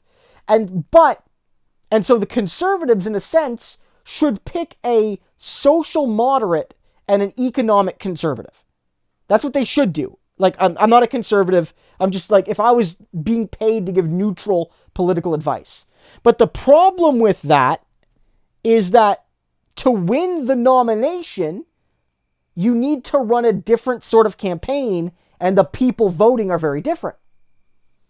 And so in this one, you had two main candidates. You had Peter MacKay, who was running, sort of trying to win without the social conservatives, right? Trying to win without them. He wasn't like running a left-wing campaign or anything, but he was trying to win without the social conservatives. And then on the other hand, you had O'Toole, who was courting the social conservatives. Now, they had two social conservative candidates running, Derek Sloan and Leslyn Lewis. But what happened was, after ballot 1, MacKay got the most support. But after ballot 2, you could see the vote starting to coalesce from the social conservatives into Aaron O'Toole. Now, the concern then is, how much does he owe them for his success when he, starts to govern, when he starts to try to run his party going into the next election? But it seems like he's already pivoted away from them. It seems like he's already pivoted away. In his speech, for instance, and I don't know if you guys noticed this, Canadians who are watching this. Americans, you will not hear this from the Republican Party. But he said, I realize we are a country of great diversity. We have people who worship Christians. We have Muslims, we have Jews. We have people who have no faith at all. And all are welcome in the Conservative Party. So he's saying, atheists, you are welcome in the Conservative Party. Now, there are conservative voters in Canada that are atheists, right? There are. But, the party often has this image of being like a Christian party, or at the very least, like a religious right party. And so that's a sign that he's going to pivot. So I wouldn't count him out. Not at all. Not at all. Plus, he sounds like a nice guy. Like, he looks like a dad. Like, he's got two children, but he looks like a dad. And I think a lot of people are going to look at this guy and say, yeah, he looks okay. He looks like somebody I could trust. Like very generic white guy, but it works for him, I think.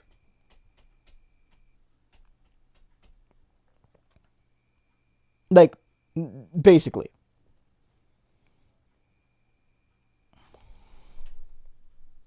Yeah, so on the whole, the conventional wisdom is that Peter MacKay would have been better in the general election because he would have been he's the most moderate on social issues, and it would have been harder for the Liberal Party to scare suburban middle-class, upper-middle-class voters away from him. That he would have more credibility in saying, I'm actually not that different from Trudeau on social issues. But I'm going to cut your taxes. I'm gonna bring jobs. I'm gonna fight over regulation, and you're gonna have all the political and social liberties you have right now. You can have it both. And that was the message. But like Aaron O'Toole, maybe he can pivot to that. And Craig noted just a little bit up there ago, and I did see that, Craig. But thanks for reminding me that almost as if by poetry,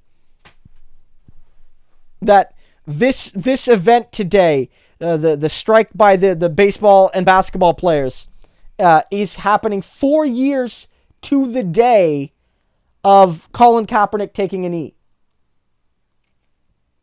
It's fascinating, isn't it? It's really fascinating.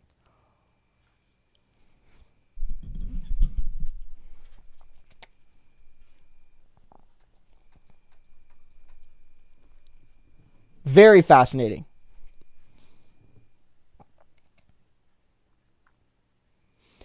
Well, that's the thing. He'll make strikes illegal, but like he actually, in his speech, and I've never seen this from a conservative so much, he said, you know, I know a lot of union members don't think they should vote conservative, but I'm going to make a case to you.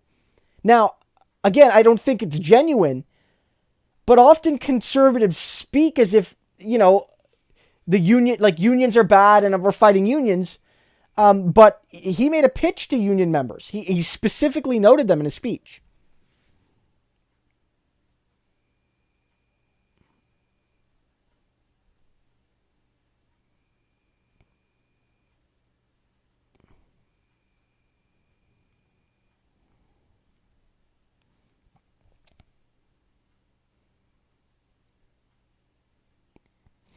CMT asking, making a point here saying, have you heard that Tennessee is going to strip the right to vote for protesters who camp out on state property and charge it with a felony instead of a misdemeanor? Yeah, I did hear that, CMT. So for those who don't know, the governor of Tennessee wants to propose legislation that would change the criminal code to make certain acts of protest, including peaceful protest, felonies.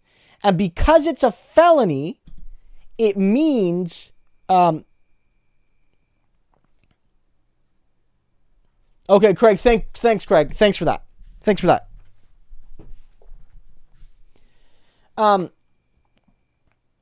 Make it a felony, and in making it a felony, what in effect you're doing is you're taking away someone's right to vote. Because the United States, unfortunately, is one of those, is a country where if you're a felon in many parts of the country, you lose your right to vote. You lose your right to vote. It's the way it is. It shouldn't be. Bernie was right in saying everyone, every single person, yes, even the Boston bomber, should have the right to vote. But in many parts of the country, a criminal record is basically the loss of your voting rights. And so, yeah, I have seen that. And that is awful. It's 100% awful.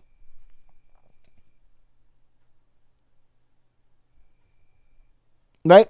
Yeah, there's no excuse for that. There's no justification for it.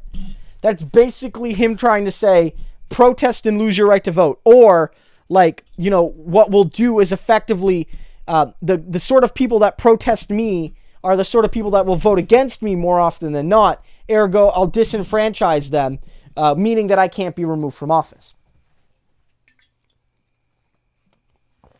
Again, you should not lose your right to vote for any reason ever. At all. No matter what. Like, I don't care if, look, and I'm against the death penalty, but I don't care if you're on death row and you're getting executed on election day for murdering 1 million people. I'm trying to think of the worst crime ever. You should be able to cast your goddamn ballot if you want to. Because the right to vote is inalienable. And if it isn't, your country sucks. Everyone should have the inalienable right to vote. And until you do, everyone's vote is at risk. Like, I know, like, slippery slope can be a fallacy. Like, I know, like, just saying slippery slope, like, it can be a fallacy argument. But this is one of those cases where the slippery slope applies. Right? If you start to say, this person can't vote because they're so bad, they've done something so awful, they haven't paid their debt, blah, blah, blah, blah, blah. Then you start to open it up to discussions about, well, who else is super bad? Maybe we all agree that somebody who, you know, throws litter in a park and gets a ticket, maybe we can all agree that that person shouldn't vote. But what about somebody that shoplifts? Should they lose their right to vote? Maybe some people would say yes. And then you start creating these situations where, like, you have this argument of who gets to deserve to vote. Here's the thing, from my perspective. Example from Canada. There are 2 people in Canada that cannot vote in a federal election. 2 people. They are the chief electoral officer and the deputy chief electoral officer. Two adult Canadians, 18 or older. I think the voting age should be lowered, personally, at least 16. But every adult Canadian can vote. Everyone. You go to some of our prisons, we don't have the death penalty in Canada, but we do have we have something called the dangerous offender designation. They're really the worst of the worst Canadians. Those guys should still be able to vote. I don't know if they do. I don't know what voter turnout is in Canadian prisons. I don't know. But they all have the right to vote.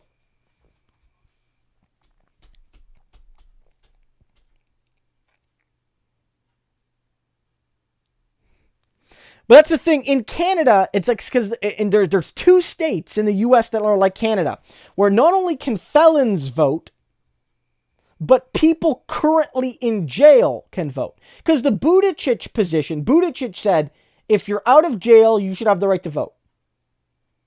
But Bernie was the only one that unequivocally said, it doesn't matter. Everyone should have the right to vote. Even if they're in jail for life without parole. Or the death penalty.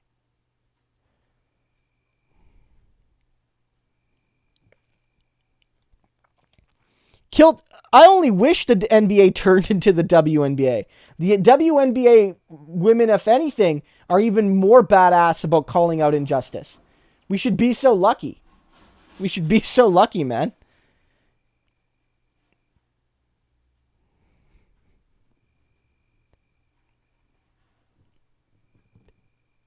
Yeah, I don't know what voter turnout. Let me look this up. Look, I'm very critical of Canada, but one thing I will be smug about is the fact that I've never worried about. I worry our media is crooked. Our political society, in a lot of ways, is warped by money. Not like the U.S. is badly, but it's still warped by money. But I've never worried about the fact that my vote won't get cast or counted or anything like that. I've never had that worry. Now, I'm also a white person, highly educated, living in a neighborhood of students near a university in Kingston. So we're not the kind of people that tend to get disenfranchised. So Indigenous people might say very differently. But mass voter disenfranchisement isn't as much of an issue in Canada. Let me look this up. Voter turnout, Canada, prisons. Prisoner, maybe. Okay. This is an article here. Okay, actually, here it is. I don't know what the most recent data is. I can look it up. But this is an article from the CBC, the Canadian Broadcasting Corporation, basically our PBS. And they say here, okay, what do they say here? They say, inmates in federal prisons and provincial jails are eligible to vote for a candidate in the riding where they lived before they were incarcerated, because so their votes go to where they most recently lived. And it says here, in the last federal election in 2011, that was 2 elections ago to be clear, but not that long ago. It said voter turnout was 54% in penitentiaries, not far below the 61% who voted in the general population. And the Elections Canada has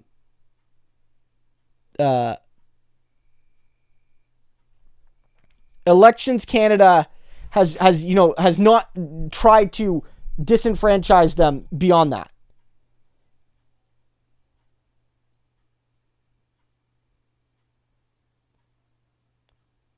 Hey, Kill, I'm gonna let you in a secret, Kill. I'm gonna let you in a little secret. When you dislike it, when you dislike the video, it doesn't hurt it.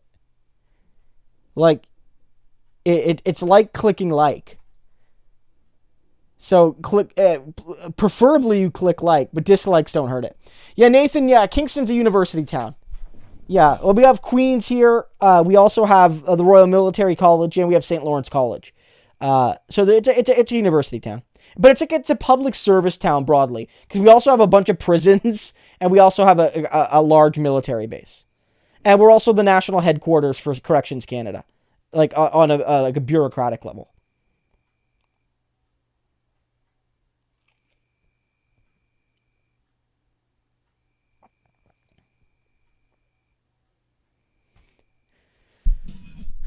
Every election on both sides of the border, you have people say, if X wins, I'm moving to Canada, or if X wins, I'm moving to America.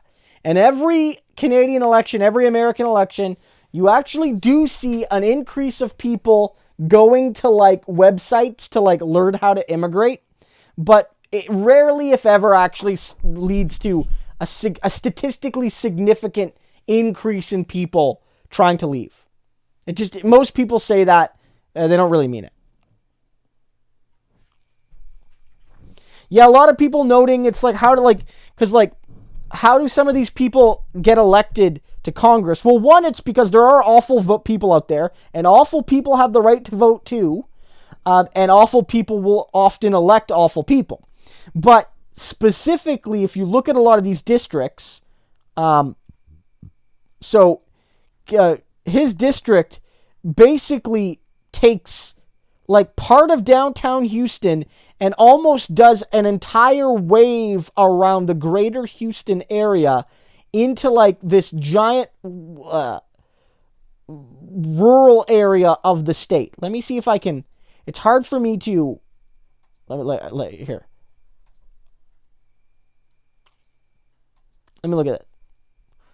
Let me pull this up. Let me look at this here. Okay, let me do this. I want to show you guys this. Okay. Can you guys see this? This is Crenshaw's district. This is his district. This is it. Now, there are other districts like this, but this is just an example. It's an example why some of these monsters keep getting elected. Right? This is why. This is why. Right here. This is why. You could see it carves a little bit of urban Houston into this wider riding. And there's a couple things that go on when you see ridings like this. Districts. Sorry, I call them ridings. Americans, so in Canada, we call our districts ridings. But they're effectively the same thing. Basically, what you're seeing there is either a pack or a crack. There are two ways you gerrymander elections in the U.S. Now, here in Canada, again, I don't want to suggest that our ridings are perfect, and I don't want to suggest that they couldn't be better, and I don't want to suggest that there's never any kind of biases. But our ridings are not drawn up by politicians; they're drawn up by independent electoral commissions. You either crack it or you pack it. So, cracking is you have a community of, say, African Americans. You have a community of African Americans, and you don't want to give them representation. And there's enough of them to basically have a Congress seat. So what you do is you cut that African American population into 5 different ridings in which none of them they would have enough votes to overturn the Republican majority. So you effectively erase the black representation. You take 100,000 of them in this part and you put them with a bunch of rural people to the south. And in the north end of the city, you take them and you put them with rural people in the north. Or you pack it. You pack all of the black people into one district, so that district becomes very, very blue. Very, very blue. Like 80% blue. But every district around it now has majority Republicans, even though those districts might all be 55-45. The 180-20 district is Democrat, meaning that the Democrats likely win more votes, but might only get 1 or 2 of the 5 seats.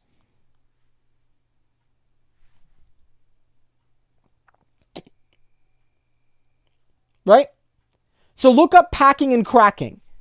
Right? Those are 2 different ways. Now, some Democrats this means that in certain areas, like there's like and there's like 1 or 2 really solidified Democratic ridings, districts, but it comes at the cost of the ability to accurately reflect the vote. Dafrak says, do you think, Krista, do you think Trump will win the electoral vote again due to gerrymandering? Well, that's an interesting question. Is Trump winning because of gerrymandering? Now, I think the Electoral College distorts the will of the people. But the Electoral College was also designed sort of specifically to distort the will of the people. To make it so that the will of the people was part of the decision, but not the only thing. Because it wanted to ensure that smaller states had some voice.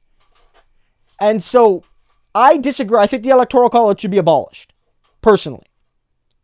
But it's not gerrymandering, necessarily. The president doesn't necessarily win via gerrymandering. Gerrymandering really only plays a distinct role in the House, where the districts are actually drawn up. Because in the Senate, the districts are simple. 2 per state.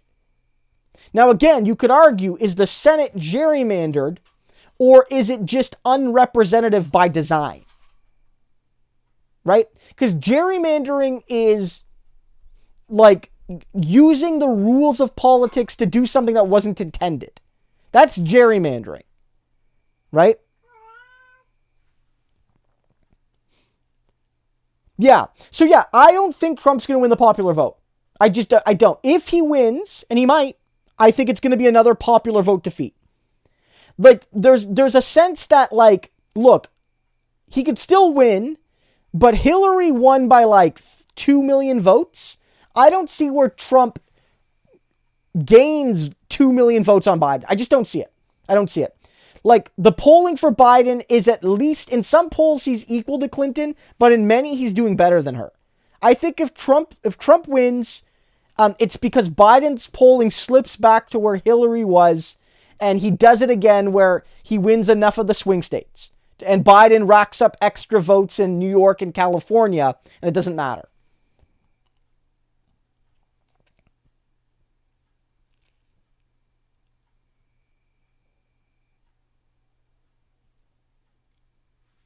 One courageous, no. He got shot in the back 7 times. Where was he swinging the knife? Where was he swinging the knife? Why 7 shots? Why 7? Why not? No, it's ridiculous. We don't really have gerrymandering in Canada. We don't have gerrymandering in Canada. We have some of the issues, like some of our smaller provinces get more seats than others, because when the country was designed, those provinces knew that they would be drowned out, so they said we want a minimum of. So Prince Edward Island, Canada's smallest province, has a population of under 200,000, has 4 seats, when really they should probably get 2 seats.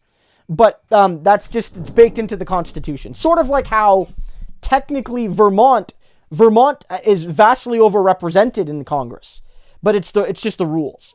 Like Vermont should not even have a congressional seat by the math, right? But they do, because you're guaranteed a minimum of 1. But basically, the way it's done is that every province has an electoral commission, and there's a federal electoral commission, and they drop the ridings. And I believe they do it every 10 years or so, based off new census data and things like that. And the determination of how many ridings a province gets federally is determined by like a constitutional formula. Provinces are guaranteed a minimum amount. And then other than that, it shifts around due to population. So if your province, you can lose seats, like in the US, you can lose seats if your population slips or if you're growing slower than other regions. But the boundaries are usually drawn up pretty well. And if you look at our boundaries, they're rarely like those. They don't often look like that. Like with the random, almost like somebody gave a 3-year-old a marker and said, draw a riding, Billy. They're more often like squares or ovals or rectangles. Not always. Sometimes they have a weird shape, but it makes sense because if a city is appropriately sized, like they might just say the electoral boundary is this city. The city has basically the right amount of people to have one member of parliament. So we're going to make it that city, right? And so, sometimes the districts have weird shapes, but if you look at it, you get a sense why.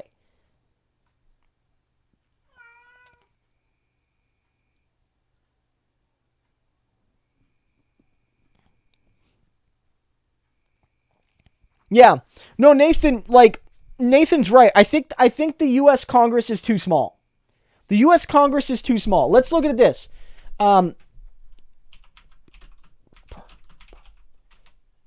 Okay, so MPs per person. Okay, by country. Okay, list of legislators by number of members here. So this is from Wikipedia. Maybe it's not the most accurate. But like if you look here, the US in their upper house, this includes the Senate. Wait, let's see. Does it include Canada here? Let me see. I'm not going to use this because MPs per person Canada. In Canada,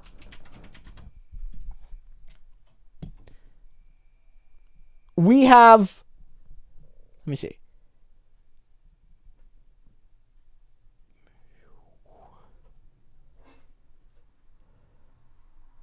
Our ridings, on average, are about one something per person. Right? It says here we have yeah.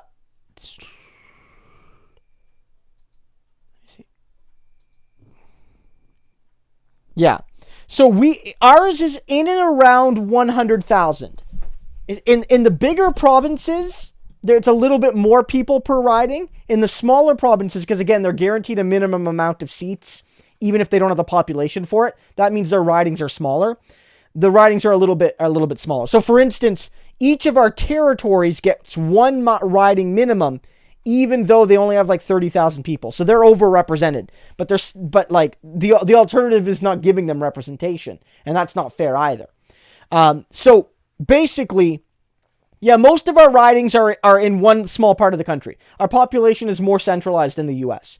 But the point is, in Canada, ridings are about 120 to 130 at the most. I think the biggest riding in terms of people is right here. This is according to the 2011 election and was active for 2015. The biggest riding was Brantford-Brant. All of these are Ontario. That riding had 132,000 people. Right? Had 132,000 people in it. It's the biggest. So the U.S., I think, needs more Congress people. You guys need more. I don't know how many, but you need more. At least a couple hundred more.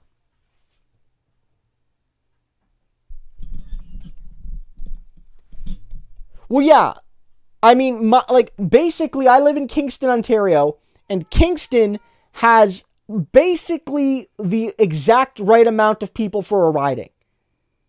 We're pretty lucky. Like, our city is basically the rural outskirts of our city are placed in with a rural riding, and maybe that actually makes more sense. It's technically within city limits, but basically our city forms a riding.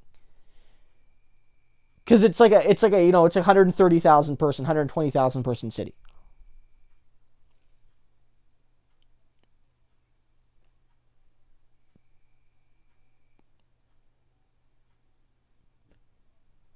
The U.S. has 435 members of the House of Representatives. It works out to some people saying about 750,000. Again, depending on where you live. In a smaller state, it's lesser. In California, New York, Texas, Florida, it's more. And if you have a fast part of the country, if you live in a fast growing part of the country, you're underrepresented in the gaps between the censuses, because they don't redistrict every year or every 2 years or whatever. So you can be left out.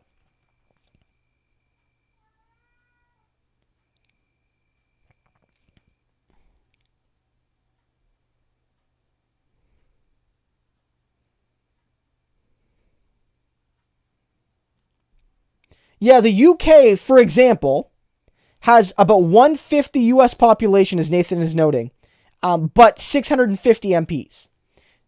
Now, maybe the U.S. can't go that big. Like, maybe the U.S. doesn't want to have 3,000 members of parliament, or of the House. But you could, for instance, I could see the USA having 600, maybe 650.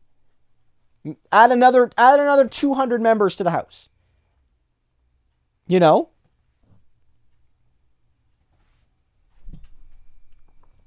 Ida Martinez with the thumbs up. Ida, thank you so much for the support. I very much appreciate it. Thank you so much.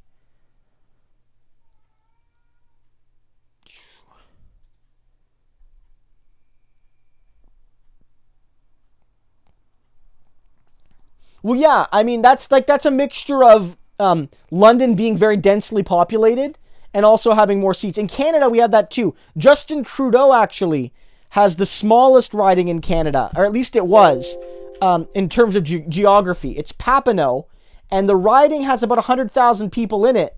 But it really is just it's a very, very small riding.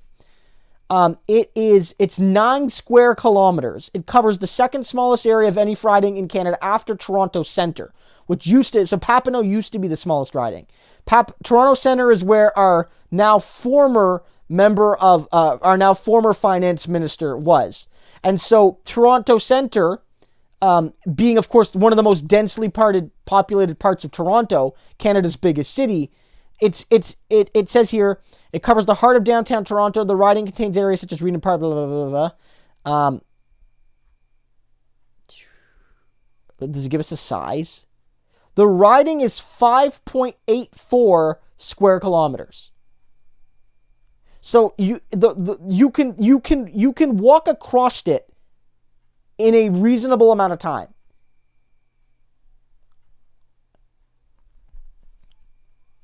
So it's a very tiny riding, right? So I wouldn't be surprised that London has ridings even smaller because of the increased size of their parliament. They have more than double the parliament, and London probably have even higher density than Toronto.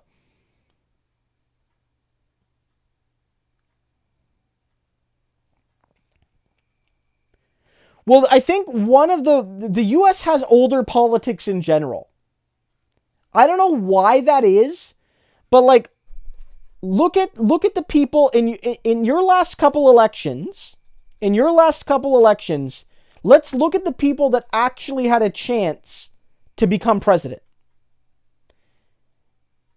Like, this is like, you have in 2016, it was the three people that could have won were Bernie, Clinton, and Trump. Like, as Bernie could have won the nomination and he could have won. All of them in their 70s. Bernie in his mid-70s at the time. This time, you think, okay, Bloomberg maybe, he was polling as the key neoliberal for a while. Same age as Bernie. Bernie, late 70s. Biden, late 70s. Trump, mid-70s. Right? In the last Canadian election, in the last one, let me see. In the last Canadian election, the 2019 Canadian federal election, you had Justin Trudeau, who was the oldest main party leader. He was 47. You had Andrew Scheer, the conservative leader. He was 41. You had the Bloc Québécois leader. He's a bit older, but he's the regional leader. He's 55. You had Jagmeet Singh. He was also 41. You had Maxime Bernier, again, not a really strong party. He was 57. And you had Elizabeth May, the oldest one on the list, at 66. And she was running, again, a small party. Right? So, basically, our politics are way younger.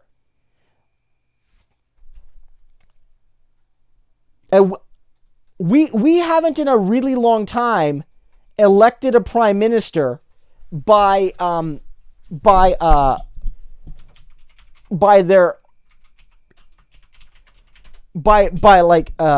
old prime minister. So like For instance, if you look it up here,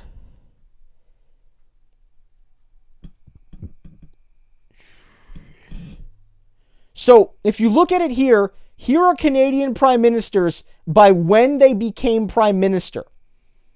So we have only had 3 prime ministers be over the age of 70 when they started. Only 3. Right? And they were all before 1900.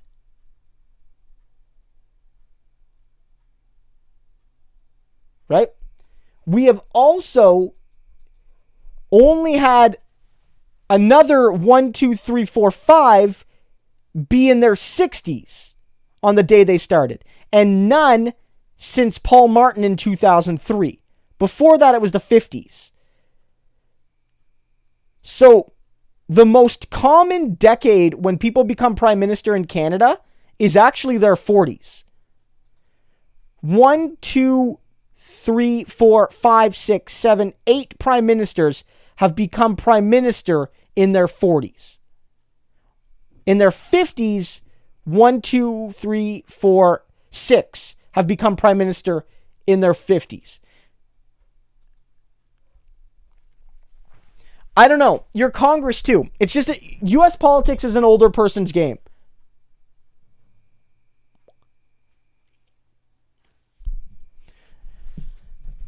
Lopez says, have to duck out. Great stream. Thanks for the constant hard work. Lopez, thank you so much. I very much appreciate it. And actually, guys, I'm probably going to wrap. This has been great. I normally finish again 10:30. Really interesting discussion. Sort of like talking about ridings and stuff like that with you guys. Would always love to do more of that sometime, maybe on a stream. We could talk about that. It's something I want to do. Also, for those who like this Canada chat, I know I've been talking about it for a while, but we really are getting closer and closer to launching a Canadian podcast that I'm planning. We're gathering the artwork and doing all the intros and things like that. So look for that soon. Hopefully in the next couple weeks.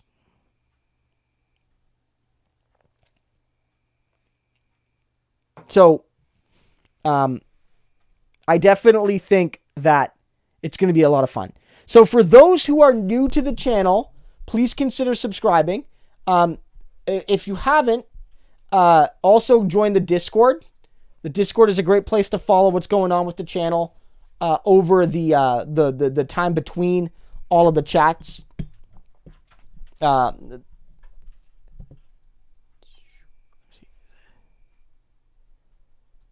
Let me see. That link, I don't think that link is good. One sec.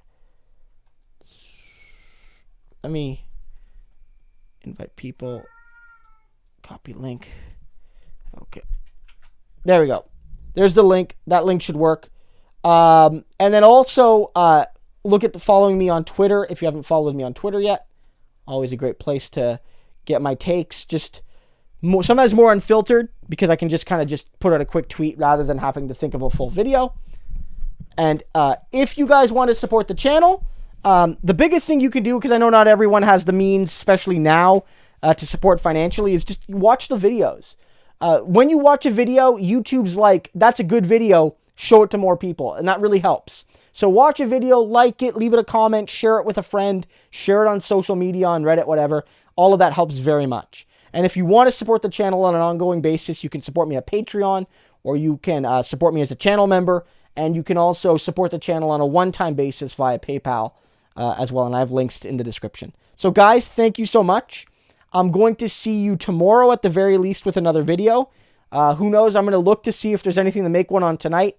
I think I might have missed the boat on Tucker Carlson, but I'll look at that story and others, and I will see you guys soon. Thank you so much.